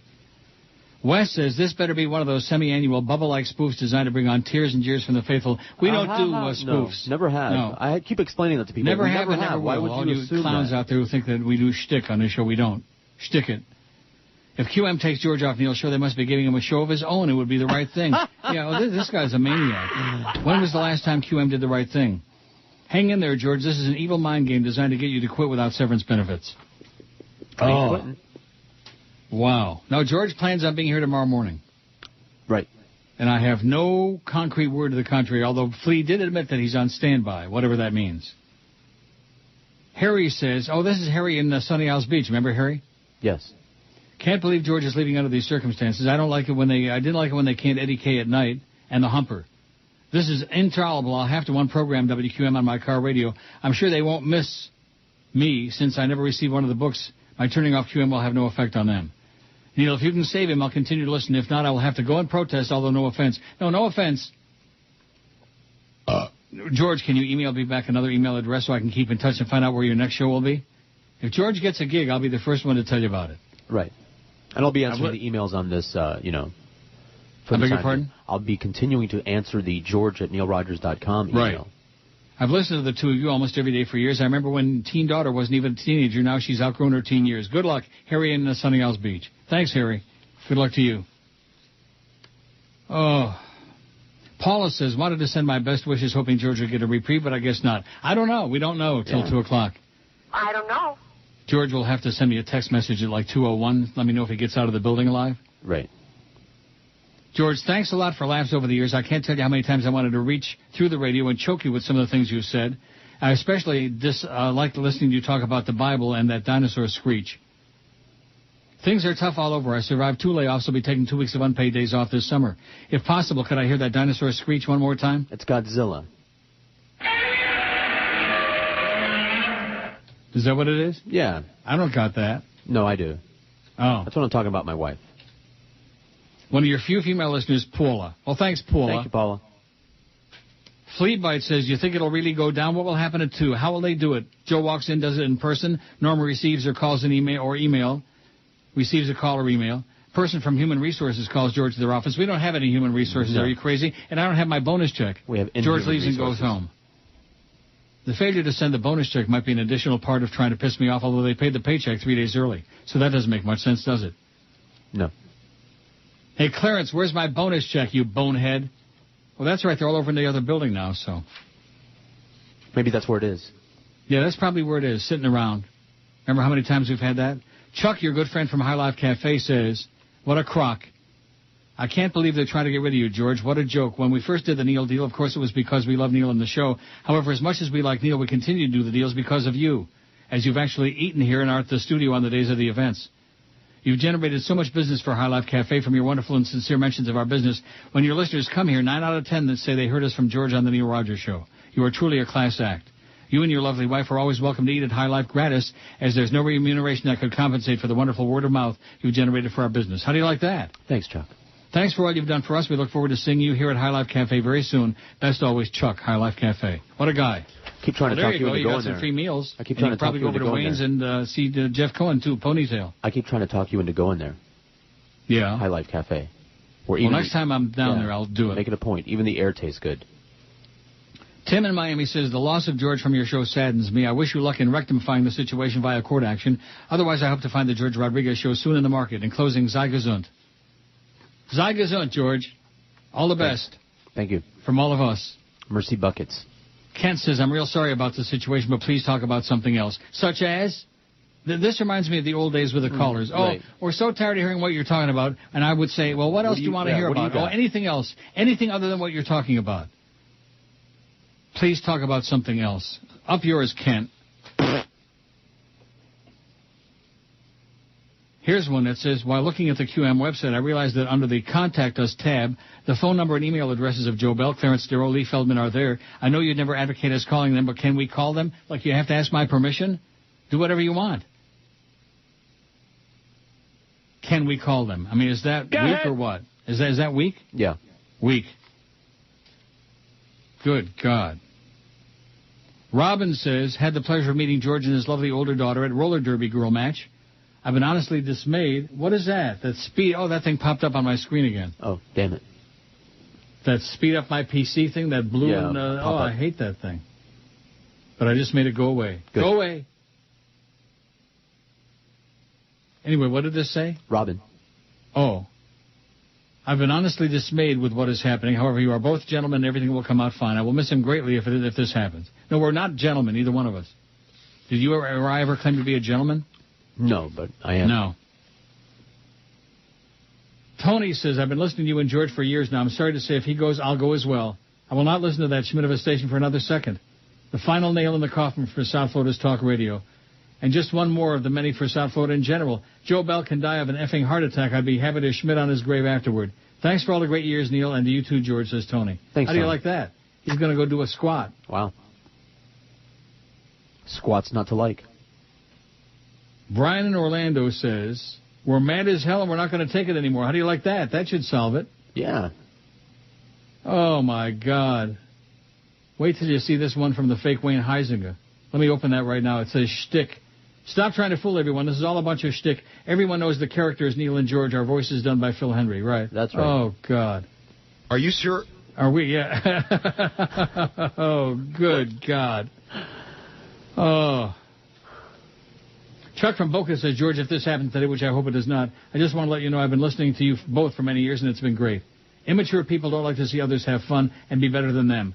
You both have been better than many, and it's been a lot of fun, says Chuck from Boca. Well, thanks, Chuck. Thank you. Jimmy Dworsky says, how about this for a half-price deal tomorrow? Well, we don't have one. George takes a 50% pay cut to stay on the show. In all seriousness, if it really is his last day, I'm sad to see him go, and the show won't be the same without him. I think he's great as a producer and on air. I won't presume to tell you how to handle the situation, but at least take comfort in the knowledge that everyone recognizes this whole thing is a big, steamy pile of bullshit. I humbly request you play the Ricky Roma rant directed at Joe Bell and dedicated to George. Where did you learn your trade? Whoever told you could work with men? Thanks for everything, George, says Jimmy Dworsky. Thank you. Your close personal buddy. Mm-hmm. Oh. Larry King, My Remarkable Journey, the New York Times bestseller. I'll pass on that. El Paso. Here's one that says, text me at 2. Also, George, keep me updated. Yeah, I'm going to start texting people at 2 o'clock. Jeff and Davey says, you're my favorite gay, Neil, and I hate George and Flea. A couple of silly ass clowns that should have their own show on that queer station they have on Sirius XM. 560 only has room for one flaming smoker, and that's you, Uncle Neil. Get rid of George and Flea as soon as possible, says Jeff and Davey. Okay. No bonus check today. Long past due. They don't care enough to send their very best. And remember Jolly Joe Bell saying, I can't wait to sign your bonus check, Neil. As if he signs the paychecks. Brian in Orlando says, we're mad as hell, not going to take this anymore. Please find a way to get away from WQAM. I live in Orlando, listen to real radio, mostly the Phillips file in the afternoon. They have a great signal that covers coast to coast, Daytona to Tampa. The signal goes south of Port St. Lucie, north to St. Augustine. I emailed the PD of the station and got a reply back from Catherine Brown saying, they are fans of yours and they're considering you for middays. Oh, there we go with that again. If she replies back to me and nobody listener, why won't they reply to you? I find this hard to believe. Do something, says Brian in Orlando.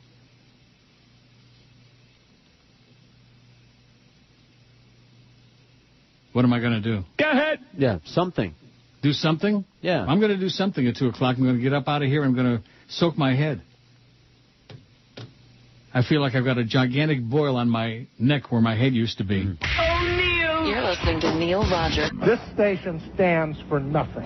Do you have to take your daughters to see the new Jonas Brothers movie? Oh my God, the Jonas Brothers! You need the Jonas Brothers Movie Survival Kit. Each survival kit comes with a sleep mask so you don't have to watch, earplugs so you don't have to hear, and a cyanide capsule just in case the mask and plugs don't work. Oh my God, the Jonas Brothers! The Jonas Brothers Movie Survival Kit. You can make it. The film is only 76 minutes long. Oh my God, the Jonas Brothers! Give me those earplugs. Oh my God, the Jonas Brothers! And the cyanide. Oh my God, the Jonas Brothers! The Jonas Brothers 3D Concert Experience Survival Kit. It's too late for me. Save yourselves. 14:02 at 560 WQAM. This could be your last quarter-hour segment on the show ever. I know. Better make it good. I sure hope not. What? Better make it good. Come on. Come on, what? Make me laugh. It worked. Didn't work? No, it did. I oh, okay. You did chortle? I chortled. Chortle a little snortled. bit? Yeah, I guffawed. Oh. Anyway, the fake Doug says, Neil, we're crying over here.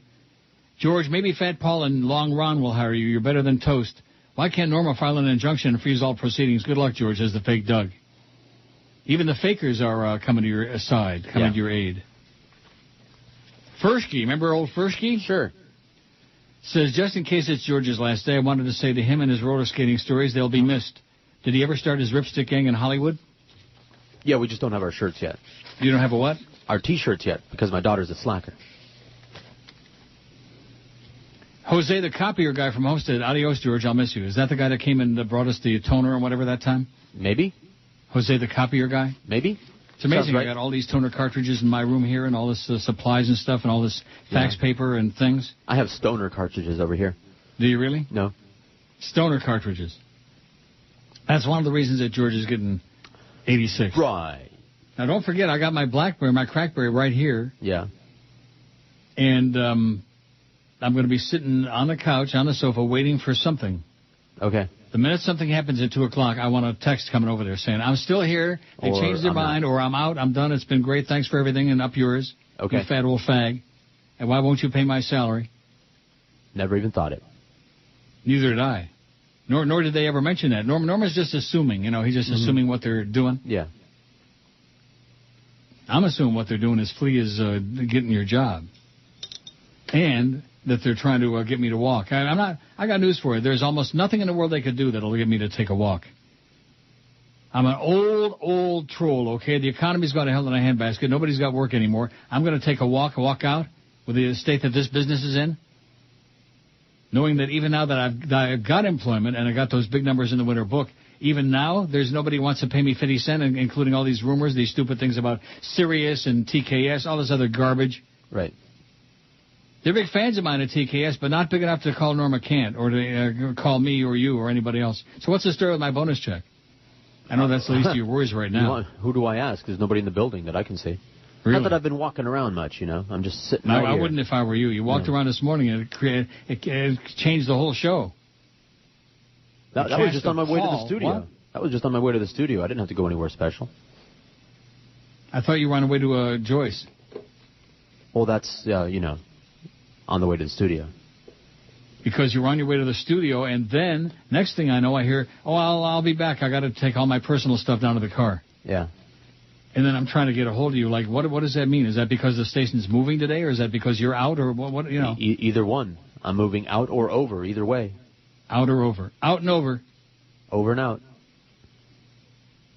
Dave from Cooper City says, Neil, it's customary in the radio business for employees not to get proper notice when they're being let go. Is management scared that the town could incur fines for the station if it used derogatory language on the air as revenge? No, because then we get fined. See, they changed the law on that. You can personally be fined by the FCNC. I'm going to miss George, but we'll continue to listen to you so you can let the listeners know when George resurfaces on a different station. You both are great. Go Bruins, says Dave from Cooper City. Yeah, Bruins are still alive, and so the Ducks. The Bruins and the Ducks, all the other animals. Oh, and I forgot to mention this. Jason Taylor is re-signed with the Dolphins. Isn't that great? Yay! I think Larry Zonka is going to re-sign, too, and Jim Kick and Bob Greaseball. Jason Taylor, talk about going. It's like the Leafs and Wendell Clark and Doug Gilmour. Same old, same old. Oh, no, you're wrong, Neil. He's the greatest defensive player. Yeah, okay. Nice haircut, by the way, Jason. Same one as mine. I shaved my hair real short last night, probably in anticipation of knowing this would be your last day. Well, thanks. Rick says, hey, Neil, if and when George gets the axe, will that open up an opportunity to take a couple of phone calls? No, it will not. All these people are looking for an opportunity to take phone calls. No, I got all the opportunity I want. I got one coming on Friday. That's Dave Johnson for the Preakness. Right. And that's it. Oh, I never got to today. The atheists need help. From that Ken guy. Oh, well, thanks for reading it anyway. Yeah, remember that guy that was all bent out of shape because I didn't read his thing? Yes.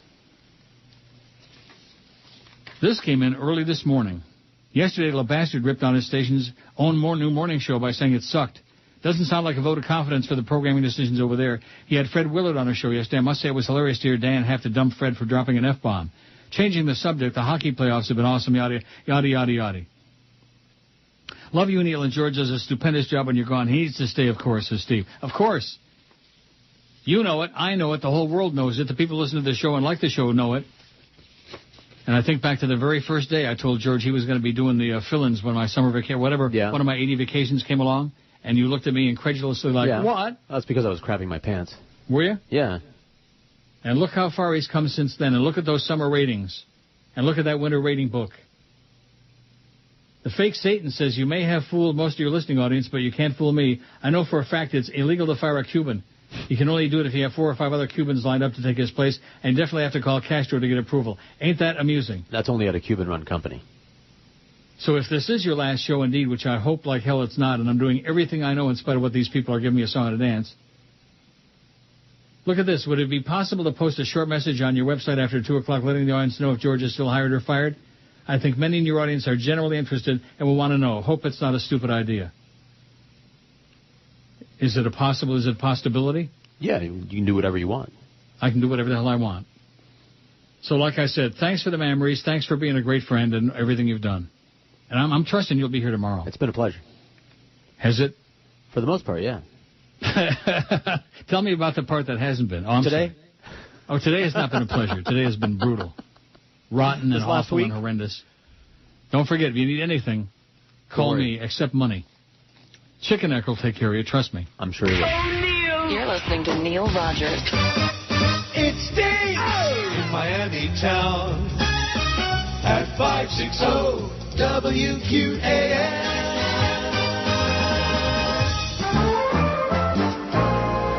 Come on, open up. Open up, I say. What? Let me in. I got big news. But I ain't got no makeup on. Come on, you Clary, open the door. What the news? You see this here? Production starting on Three Stooges movie. Still no decision on who will play Mo. So what? Don't you get it, mallet head?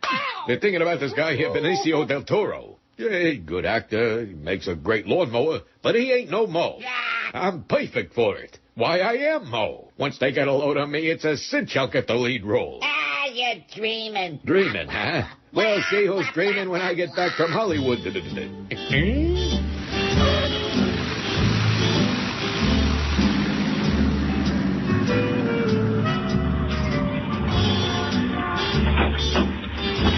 Hollywood at last. I think this here's the studio right here. Hey, mister, where you think you're going? Now, see here. I am Mo Howard and David, and I'm here for the new Three Stooges movie they're making. Well, I wouldn't go into that studio. They're filming a gangster movie in there. Who cares? Get out of my way. Hello, everybody. I'm here, the starter of your Three Stooges movie. And action.